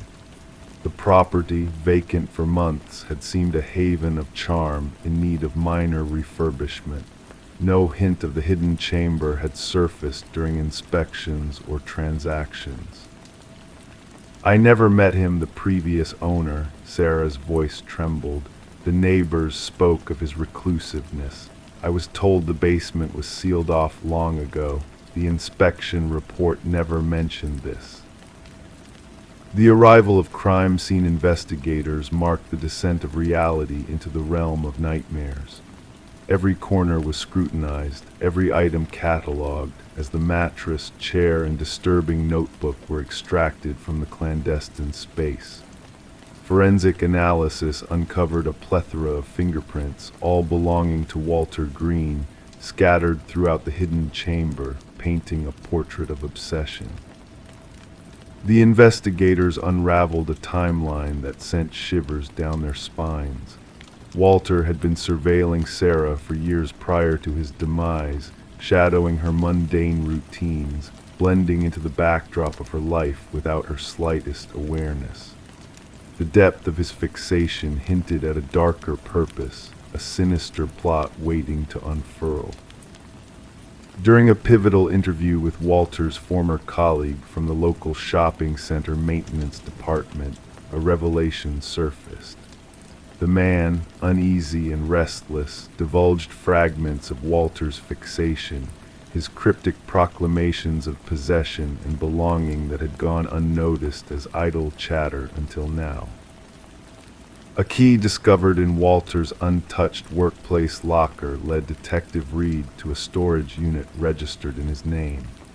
The metallic door creaked open, revealing a meticulously replicated ensemble of Sarah's former abode furniture, decor, even a mannequin mirroring her likeness, all poised in eerie imitation. A calendar marked with a chilling date of reckoning shed light on Walter's delusions of togetherness. In his youth, Walter had been institutionalized for his fixation on a teacher, diagnosed with erotomania, a distorted belief in a reciprocal love that defied reality. Decades of quiet existence had not erased the dormant obsession that Sarah unwittingly rekindled, triggering a descent into madness. Spread across the precinct's table, crime scene photos painted a grim picture of a delusion turned sinister obsession. Walter's final act had been one of misguided devotion, a conviction that fate had ordained their union in a twisted reality. As Sarah made the poignant decision to part ways with the house tainted by Walter's shadow, a lingering sense of what could have been haunted her. The final walk-through, with the realtor by her side, echoed with unspoken fears of a timeline skewed by a chance discovery, a narrow escape from a malevolent fate. The case, closed posthumously with Walter's demise, was labeled as stalking with intent to abduct, a testament to the darkness that had lurked beneath the floorboards. Sarah, now a survivor of a chilling ordeal, sought solace in a distant horizon, adopting new routines and safeguarding her privacy with a newfound vigilance. Detective Reed, a silent guardian, occasionally checked in on Sarah, a silent vow to protect the fragile threads of a life narrowly spared. The cottage passed into the hands of oblivious newcomers, its hidden chamber sealed, its secrets buried beneath fresh floorboards. Life marched on, oblivious to the shadows that once danced in the darkness. For those privy to the truth, the tale of the room beneath the floor lingered as a cautionary whisper, a reminder of unseen perils, of monsters that fade into the night, and victims who brush against the precipice of their own untold endings, forever changed by a brush with the unknown. Story 21. It came through the mail, tucked inside a plain envelope devoid of any sender's address. A single brass key, its surface weathered by time's touch. The homeowner, Sarah, couldn't place its origin, yet a sense of déjà vu lingered in the air around it. Testing it in every lock she owned yielded no results. It didn't belong to her. But when she set it on the coffee table, the ancient grandfather clock in the hallway emitted a solitary, eerie chime, despite its broken state for years on end. Perturbed by the strange turn of events, Sarah reported the unsettling incident to the authorities. What appeared as a peculiar mishap soon unfurled into a chilling criminal investigation that gripped the once placid suburban neighborhood in fear. Initially met with skepticism, the responding officer brushed off Sarah's concerns regarding the mysterious key as a probable mix-up.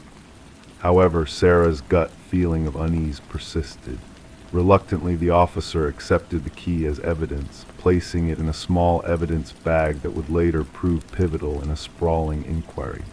Detective Robert Harmon, a seasoned investigator from the Special Victims Unit, received the case details during the morning briefing.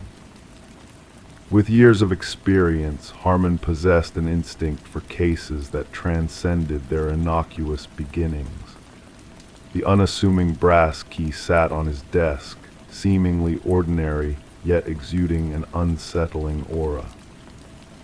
Background checks on Sarah unveiled no criminal past.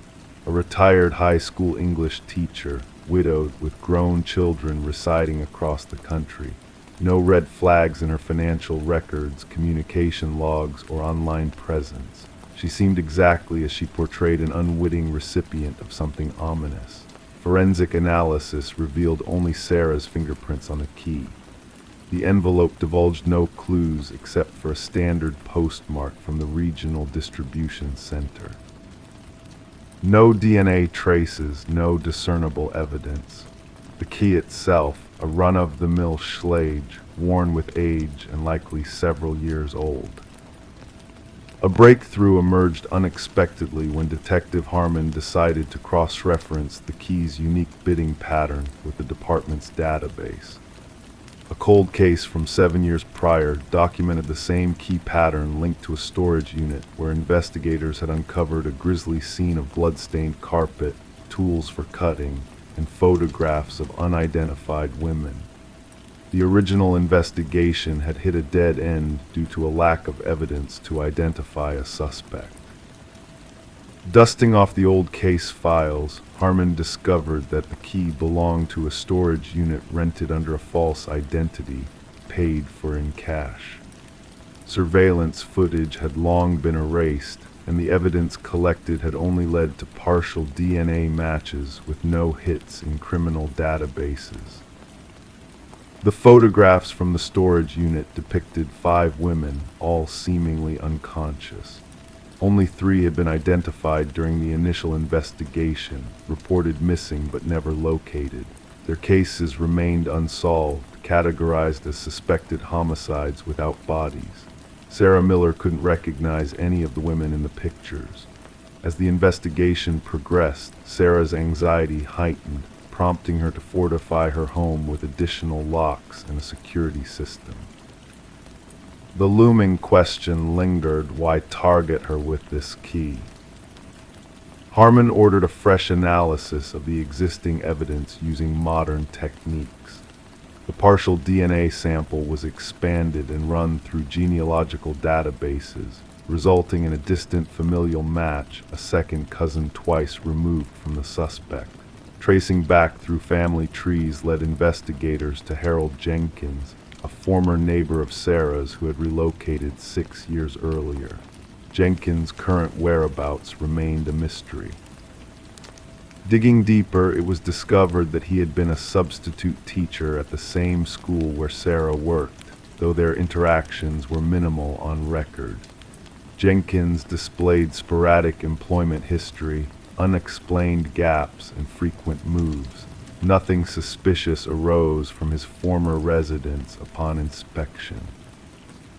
Neighbors described him as unremarkable, a loner who kept to himself, the typical profile that often accompanies revelations of predators camouflaged in plain view. The pressing question loomed: why send the key to Sarah now? Harmon theorized it could be a sinister memento, a warning, or even a chilling invitation. The hunt for Jenkins intensified.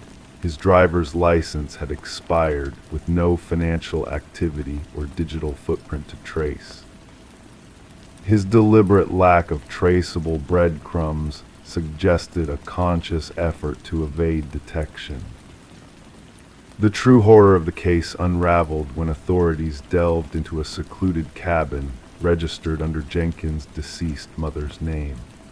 Beneath the worn floorboards, investigators stumbled upon a concealed chamber accessible only through a hidden trapdoor. Inside, meticulously arranged shelves housed numerous identical brass keys, each tagged with a name and date.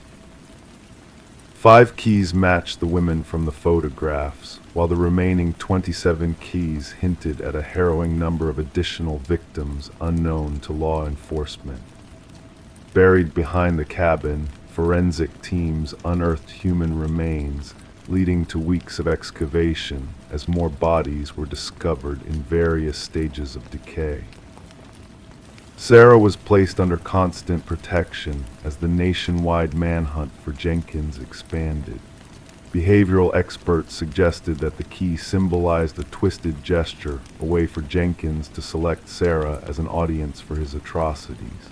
The media christened him the Keymaster, a moniker that spread like wildfire across national news outlets. Fear gripped the community as residents grappled with the realization of such horrors existing in their midst undetected. Tracking dogs followed a scent from the cabin into the surrounding wilderness, while search teams scoured dense forests. Thermal drones scanned inaccessible terrains as tactical units closed in on the area where Jenkins was possibly hiding. A wildlife photographer captured a distant image resembling Jenkins, prompting authorities to establish a perimeter and deploy tactical teams into the rugged terrain. Negotiations with Jenkins in an abandoned fire observation tower reached a standstill, leading to a tense standoff that ended with Jenkins taking his own life. Beside his lifeless form, a journal detailed his crimes, alongside a brass key identical to the one Sarah had received. Inside a waterproof container lay further evidence: photographs, burial site maps, and personal effects belonging to the victims, a meticulously documented chronicle of atrocities spanning nearly a decade. The journal's final entry addressed Sarah directly, revealing Jenkins' twisted fixation on her. The subsequent investigation uncovered a total of 32 victims, offering closure to families who had long awaited answers about their missing loved ones. Sarah never returned to her home, haunted by the proximity of horror to her once ordinary life. The grandfather clock, which had ominously chimed, was found to contain a hidden wireless receiver, evidence of Jenkins watching and waiting for Sarah's reaction to his macabre gift. The case stands as a stark reminder of the darkness that can lurk beneath seemingly commonplace exteriors. Psychologists continue to study Jenkins' writings in hopes of detecting similar offenders before they strike, while a collection of brass keys in an evidence locker silently bears witness to lives cut short each key, unlocking a tragic truth about the shadows that sometimes dwell behind unassuming masks. Story 22. In the quaint nursery of the Morgan residence, a young woman embarked on a project to repaint the room before the arrival of her baby. The walls, once adorned in a faded blue hue, seemed to hold secrets of years gone by within their layers. As she carefully rolled on the first coat of fresh white paint, a mysterious discovery came to light: faint letters etched beneath the surface, gradually becoming more distinct and legible. A hidden message emerged, sending shivers down her spine. "Don't let it hear you." Her breath hitched in her throat as she took a step back, her eyes scanning the room. It was then that she noticed them tiny handprints imprinted in the wet paint, positioned too high on the wall for any child to have reached. This peculiar find in the nursery marked the genesis of what would later be known as the Whispering House case. The young couple had purchased the Victorian-style home at an unbelievably low price, unaware of the dark history shrouding the property. Detective Sarah Klein, with a notebook in hand, arrived at the residence, greeted by a pregnant woman whose tired eyes betrayed her lack of sleep. Trembling, the woman recounted the eerie discovery of the hidden message and handprints. She shared how the previous owners had abruptly fled in the dead of night, leaving behind only essential belongings packed into their car. Accompanied by the pregnant homeowner, Detective Klein ventured through the historic home, the old floorboards creaking underfoot. In the nursery, the partially painted walls still bore the cryptic message, a stark reminder of the unsettling presence within the house. Adjacent to the message, 5 small handprints lingered in the half-finished paint, positioned at a height that defied logical explanation. Back at the precinct, Detective Klein delved into records pertaining to the property's tumultuous past. The house had changed hands numerous times over the years, with families residing for brief periods before swiftly departing. More alarmingly, child welfare reports indicated unsettling occurrences reported by children from 3 of those families, whispers emanating from the walls, the sensation of being watched as they slept.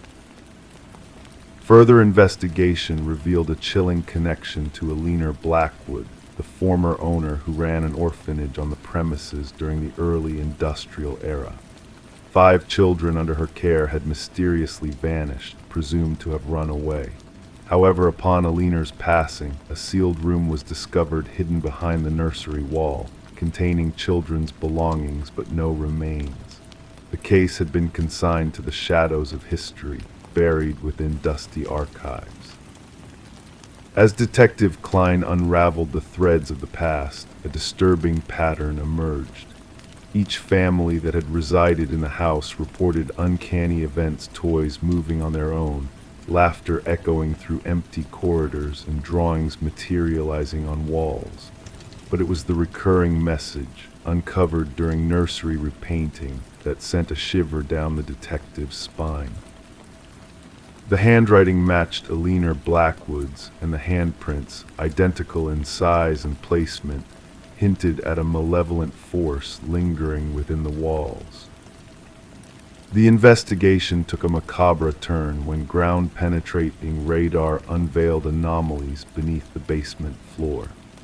The subsequent excavation exposed a grim truth: 5 child-sized sets of remains laid out in a circle, confirming the tragic fate of the missing orphans. Each child bore a pendant with their name engraved, finally granting them recognition as murder victims rather than runaways. In a bid to reveal the full extent of the house's dark legacy, luminol was sprayed throughout the nursery, illuminating countless handprints on the walls, testimony to the children's desperate struggle to escape their fate.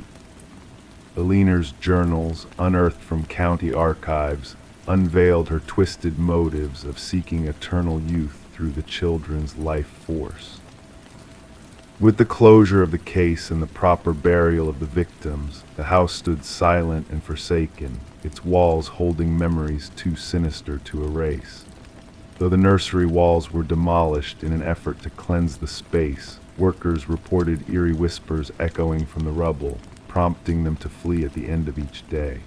The house met its fate of condemnation, a physical testament to the unresolved questions that lingered in the spiritual realm.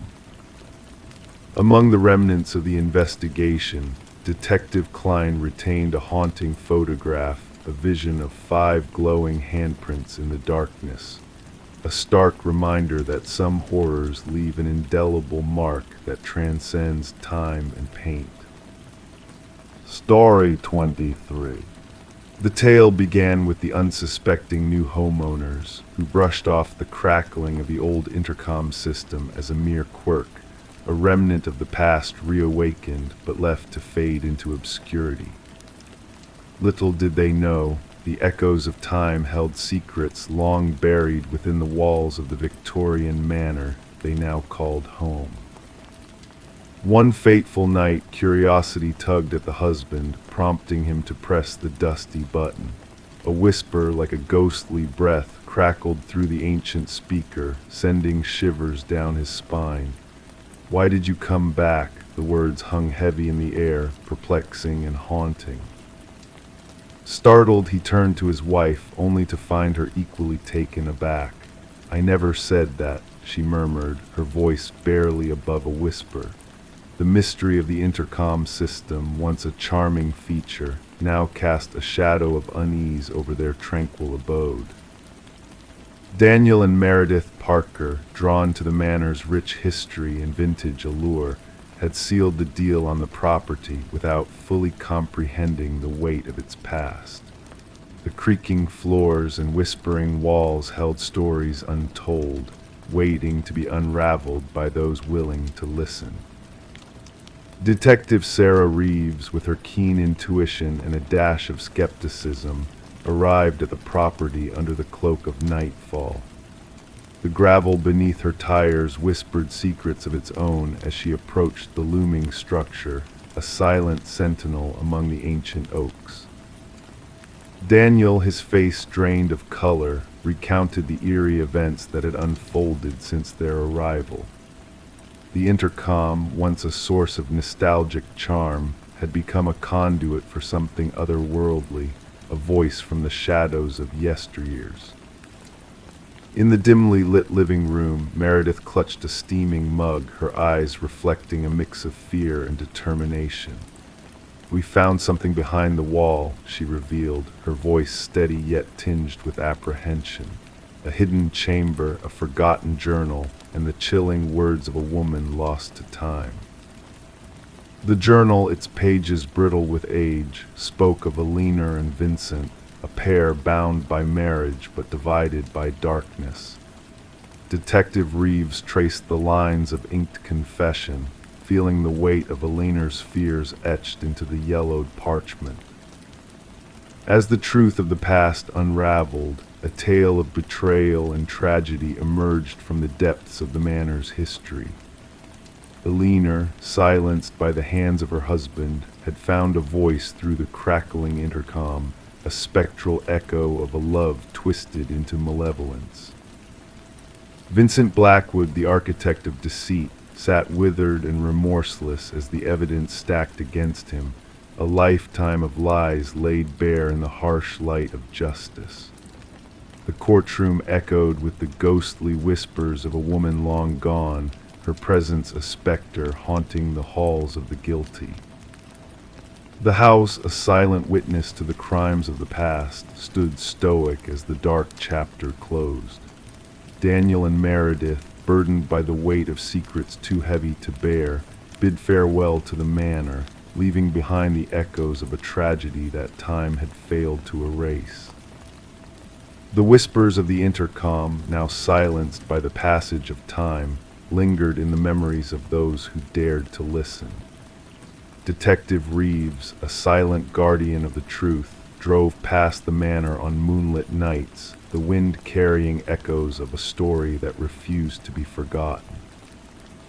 And so, the house that answered back whispered its final secrets to the night, a lullaby of mysteries and memories that cradled the weary souls of those who sought solace in its haunted embrace. Story 24. She entered through the front door, dust swirling in the stagnant air. The house, abandoned for years, stood frozen in time, its walls shedding paint, its furniture hidden under ghostly sheets. Each step she took felt like a journey into a forgotten moment, except for one peculiar detail. The doors, every door she opened led her back to the same room. No matter the path she chose, no matter the handle she turned, she always found herself back in the parlor. The only escape was the way she had entered. But as she turned to retreat, the front door had vanished into thin air. The revelation of Morgan Pierce's lifeless body had transformed the once neglected Victorian into a scene of intrigue and mystery. Detective Sarah Lind stood at the threshold, observing forensic experts move through the dimness like specters. The house had gained a certain reputation among the locals, the house where compasses spun aimlessly, where whispers of unseen eyes watching lingered. Now it held secrets far darker than mere folklore. The initial examination suggests she passed approximately 3 days ago, the medical examiner murmured, his voice barely audible. The cause of death appears to be asphyxiation. Morgan was discovered seated in an antique chair in the parlor, facing the entrance as if anticipating a visitor. Her countenance serene, hands clasped gently in her lap. No signs of struggle, no marks of resistance. The scene exuded a haunting stillness that unsettled even the most seasoned investigators. "Who discovered the body?" Lind inquired, reviewing her notes. "A real estate agent showing the property to potential buyers," her partner responded. "They entered, saw her figure, mistook her for a trespasser until they approached closer." The house had remained uninhabited since the passing of its previous owner, Eleanor Blackwood, nearly 5 years prior. Legal disputes had left the property in a state of limbo, unwanted, unsold, and largely forgotten except by those seeking thrills and mischief. Morgan Pierce, a 26-year-old graduate student delving into architectural anomalies for her thesis, had a fascination with spaces that defied traditional norms. Her friends described her as meticulous, driven, and captivated by structures that challenged conventional design. The abandoned Victorian, with its reputation for disorienting visitors, must have beckoned to her in a way nothing else did. Her roommate reported her missing 2 days back, Lind noted. Morgan had mentioned visiting the house where people vanish for her research. Investigations unveiled that Morgan had frequented the house multiple times in the weeks before her demise. Her journal entries detailed peculiar acoustic phenomena, unexpected icy patches, and doors that seemed to lead to different places with each opening. In her final entry, she expressed her intention to document what she termed spatial irregularities. Yet, the specialized equipment she planned to use was nowhere to be found. The autopsy disclosed an unexpected finding: trace amounts of a rare alkaloid in Morgan's system, derived from a plant utilized in certain shamanic rituals. Although the substance could induce disorientation and vivid illusions, the quantity found was insufficient to be lethal. She wasn't one to indulge in recreational substances, her boyfriend insisted during questioning. Morgan was meticulous about her research methodologies. She wouldn't have jeopardized her perceptions intentionally. Digital forensics unveiled fragments of deleted messages on Morgan's phone. Conversations with an individual who shared her passion for the house, someone who purportedly grasped its enigmas. The exchanges grew increasingly intimate and enigmatic. "The house retains the memories of bygone days," one message hinted. "It seeks a recipient for its secrets." The investigation led Lind and her team to Adam Reeves, an architectural historian who had corresponded with Morgan. His expertise in rare spatial phenomena had captivated her, and their professional bond had evolved into something deeper. When questioned, Reeves appeared genuinely shattered by her untimely demise. "The property carries a reputation," he elucidated. "The original architect incorporated optical illusions and deceptive perspectives. He fashioned it to baffle and disorient." Morgan believed there was more to it, something beyond mere design trickery. Nevertheless, Reeves had a solid alibi for the presumed time of Morgan's passing. Surveillance footage depicted him presenting a lecture at a university symposium several hours from the Victorian. A breakthrough emerged from an unexpected source: Eleanor Blackwood's grandson, now residing overseas. Upon contact by the authorities, he divulged a long-concealed family secret. My grandmother wasn't the sole Blackwood to meet her end in that house, he disclosed. There were others. Always discovered in the parlor, always appearing at peace. The family termed it the calling. He shared journals spanning decades, documenting deaths initially attributed to cardiac arrest or stroke. The pattern was unmistakable. Individuals who spent prolonged periods within the house ultimately succumbed to what the family euphemistically designated as the influence. A subsequent search of the property unveiled a concealed compartment behind the parlor fireplace. Inside lay Morgan's missing gear and something more. A small chamber housing artifacts from diverse indigenous cultures, arranged in a meticulous geometric layout. At the heart rested a sculpted figurine, its features smoothed by generations of handling. Analysis identified the carving as representing a deity linked with liminal spaces, gateways between realms.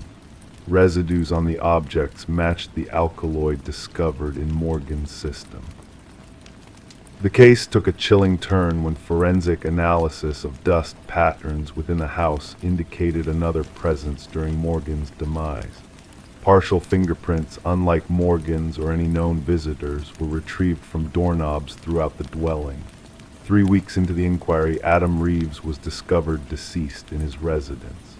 Like Morgan, he was found seated towards the entrance, a serene expression gracing his features, the same alkaloid detected in his system. Clenched in his hand was a key that fit no lock in his apartment, but slotted perfectly into the concealed compartment in the Victorian.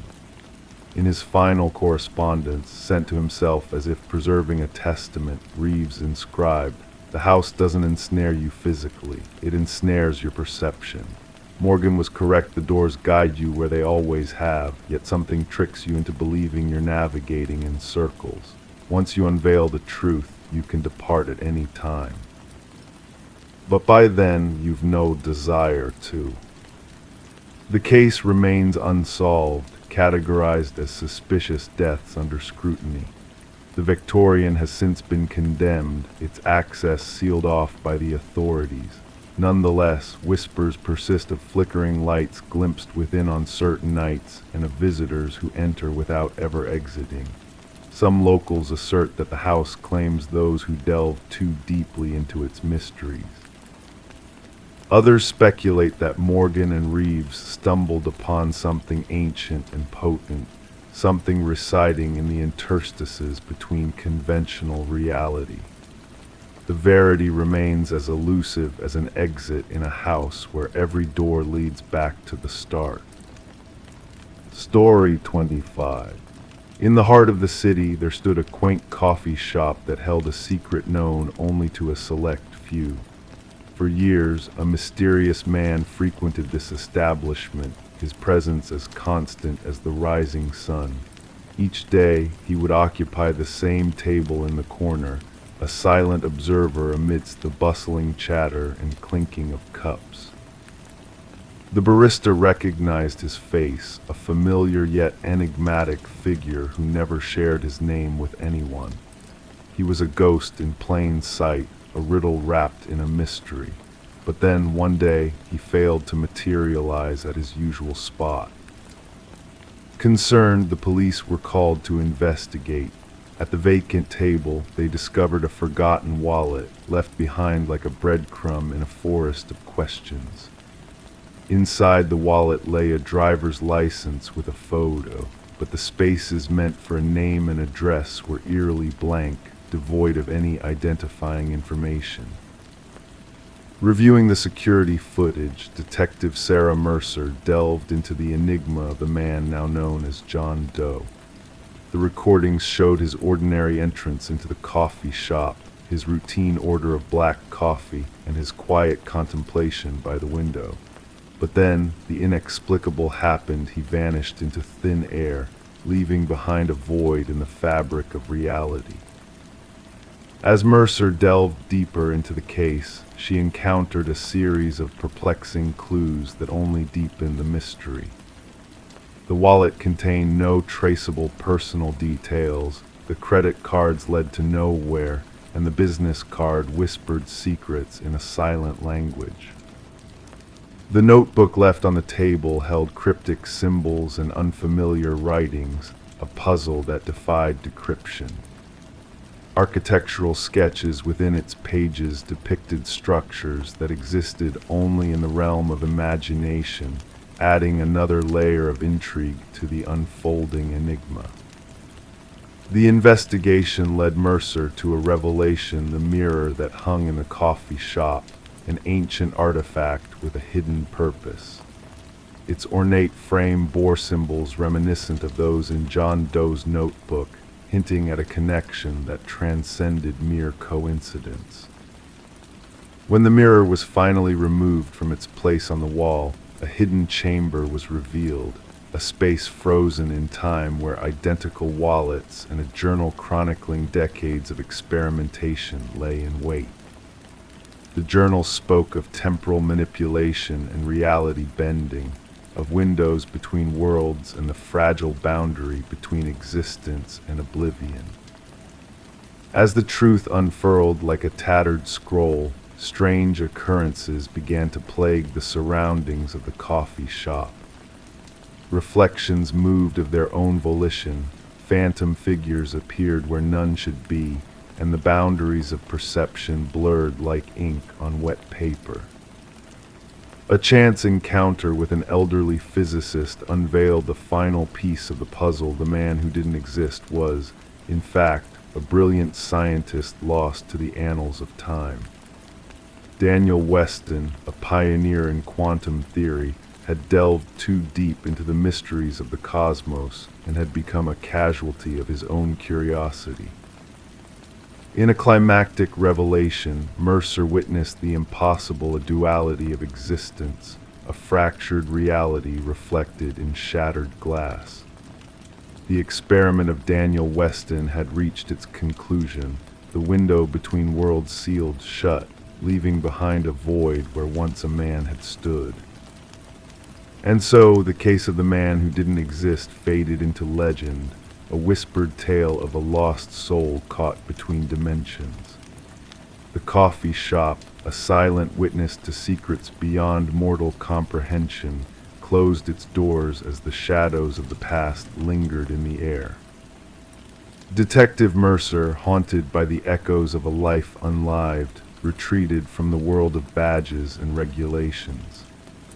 In the quiet of her solitude, she found solace in the pages of a notebook, its blank sheets waiting to be filled with the echoes of a forgotten reality. And as the city slumbered in the embrace of night, the fragments of an antique mirror whispered of a time when the boundaries between worlds were as fragile as a dream.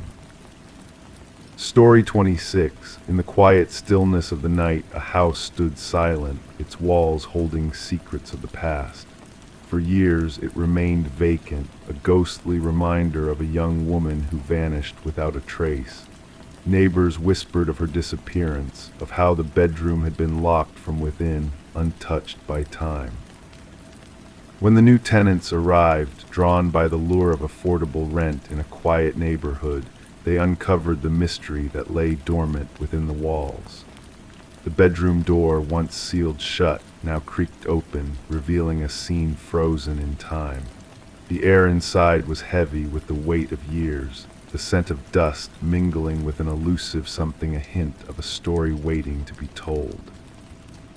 The room bore witness to a peculiar sight: the bed neatly made, the mirror polished to a shine.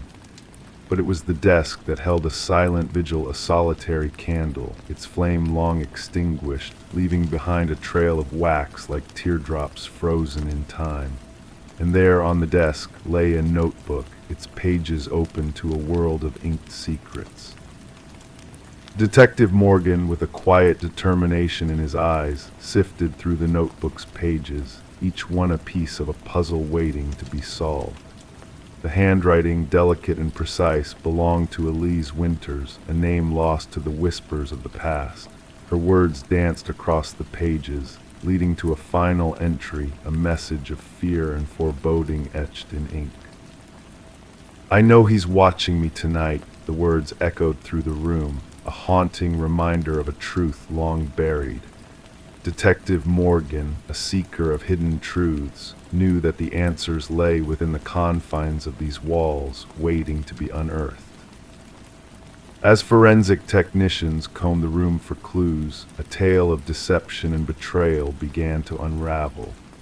Elise, a paralegal entangled in a web of corporate deceit, had stumbled upon secrets that were never meant to see the light of day. Her meticulous nature, her unwavering dedication to uncovering the truth, had led her down a path fraught with danger. The room whispered of her presence, of a struggle unseen, of a battle fought in silence. The faint scent of a chemical lingered in the air, a reminder of the darkness that had seeped into the very foundation of the house. The landlord, a figure of unease in the doorway, spoke of checks and precautions taken before the house was offered for rent. But the locked door, the hidden notebook, spoke of a story left untold, waiting for someone to listen. Through the lens of time, Elise's world unfolded, a world of numbers skewed, of documents altered, of a truth waiting to be uncovered. The photographs captured her essence, a woman of strength and conviction, a warrior in a world where shadows lurked in every corner. The investigation led to a hidden cache, a flash drive, a key, a gateway to a realm of secrets buried deep within the heart of the city. The documents revealed a web of deceit, a tapestry of lies woven by those who sought to profit at the expense of others' lives. As the truth emerged from the shadows, justice began to take shape, a shapeless form, coalescing into a beacon of hope for those who had been wronged. The courtroom became a stage for redemption, a place where the voices of the silenced found resonance. The house, once a silent witness to a tragedy, now stood as a monument to the power of truth. The light that flickered in the upstairs window became a beacon of remembrance, a reminder of a life lost but not forgotten. In the stillness of the night, as the world drifted into slumber, the house stood as a testament to the resilience of the human spirit. And in its emptiness, in its silent echoes of the past, a story unfolded, a story of justice served, of truth revealed, of a young woman whose legacy would endure for eternity. Story 27. The vintage Polaroid, a relic from decades past, captured a scene of a birthday celebration long faded from memory. Faces frozen in joy, candles flickering softly, a typical snapshot of happiness. Yet as the daughter sifted through the box of old photographs left behind by her late mother, she noticed something unsettling. A vague shape lingered in the background of each picture, just beyond the group of smiling faces. A man, shrouded in darkness, stood on the fringes of the candlelight. He did not belong to the family depicted in the images. No one could recall his presence at any of those gatherings, and yet, with each passing photo, he seemed to draw nearer. Sarah Winters stumbled upon the collection while sorting through her mother's attic after the funeral.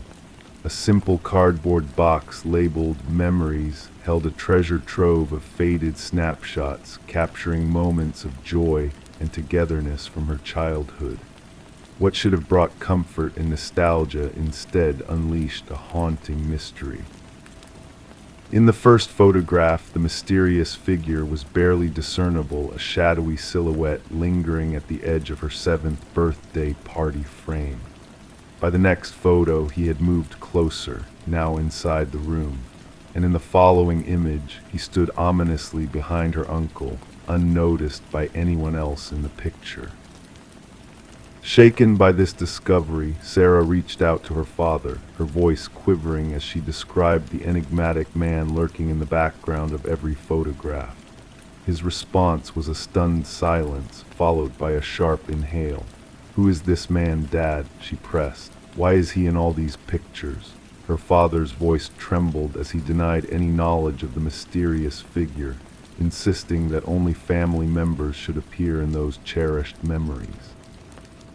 Seeking answers, Sarah took digital photos of the Polaroids and shared them with her father. His subsequent call revealed a deep sense of unease as he struggled to comprehend the inexplicable presence of the stranger in the family photographs. Detective Marcus Reed attentively listened as Sarah laid out the eerie progression of photos on his desk at the precinct. Rain pattered against the windows, casting dancing shadows over the evidence spread before them. With a weathered hand, the detective meticulously examined each photograph, his gaze sharpening with intrigue.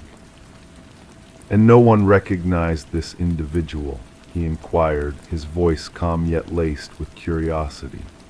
"No one," Sarah confirmed, arranging the photos in chronological order. As the detective studied the sequence, a chilling realization began to take shape before their eyes. The shadowy figure seemed to navigate purposefully through the gatherings, drawing closer to the unsuspecting children with each snapshot. In the final photograph, he loomed directly behind Sarah's youthful self, a ghostly hand extending towards her shoulder, just beyond the frame's edge. Suggesting the possibility of the photographer's involvement, Detective Reed's skepticism was evident. "My mother took all these photos herself," Sarah clarified. "She set the timer and joined the family in the frame." Launching an investigation, the detective meticulously interviewed surviving attendees from the party, only to find that none of them remembered the mysterious man. No hired servers, no visiting neighbors, and a remote countryside location chosen for privacy, all factors that deepened the enigma. Facial recognition technology proved futile, as the figure remained strategically obscured in every image, as if aware of the camera's gaze. Yet a sense of practiced intent lingered in his posture, a deliberate presence unnoticed until now. The inquiry might have hit a dead end if Sarah had not unearthed additional photos from other family albums. Different occasions, different years, yet the same shadowy figure lingering in the background, unnoticed by all. With the aid of a computer specialist, the images were enhanced, revealing hidden details under the harsh glare of digital scrutiny. A scar on the wrist, a distinctive ring, a faint reflection in a window unveiling features previously cloaked in shadow. A breakthrough emerged from dental records, linking the obscured figure to Robert Keller, a maintenance worker who had vanished after being linked to unsolved child abductions in the region. Cases that had long gone cold were suddenly reignited, coinciding with the dates of the captured family gatherings. Keller had access to master keys for numerous rental properties, including the very location of Sarah's haunting birthday celebration. As authorities excavated beneath the foundation of Keller's former residence, they unearthed chilling artifacts: a hair clip matching a missing girl's description, a toy car belonging to a vanished boy, and a bracelet that Sarah recognized as her own, long thought lost in childhood. Alone in her apartment, surrounded by the unsettling photos that had unveiled decades-old horrors, Sarah received a call from the detective with grim news. Remains discovered near one of the vacation properties had been identified through DNA as one of the missing children. Gazing at the final birthday photo, she saw her family frozen in time, bathed in the warm glow of celebration. And there, behind her younger self, partially obscured by shadow but undeniably present, the figure lingered watchful, calculating, invisible to the joyous moment captured in that frozen frame. The revelation connected long-dormant cases, providing closure for grieving families, though the truth they uncovered was a bitter pill to swallow. The shadow in the family photos had finally been exposed to the light of justice, his presence acknowledged after years of concealed malevolence. Gently placing the photos back in their box, Sarah realized that some dangers lurk unseen in plain sight, moving through moments of celebration unnoticed, leaving only faint traces in the stillness of time.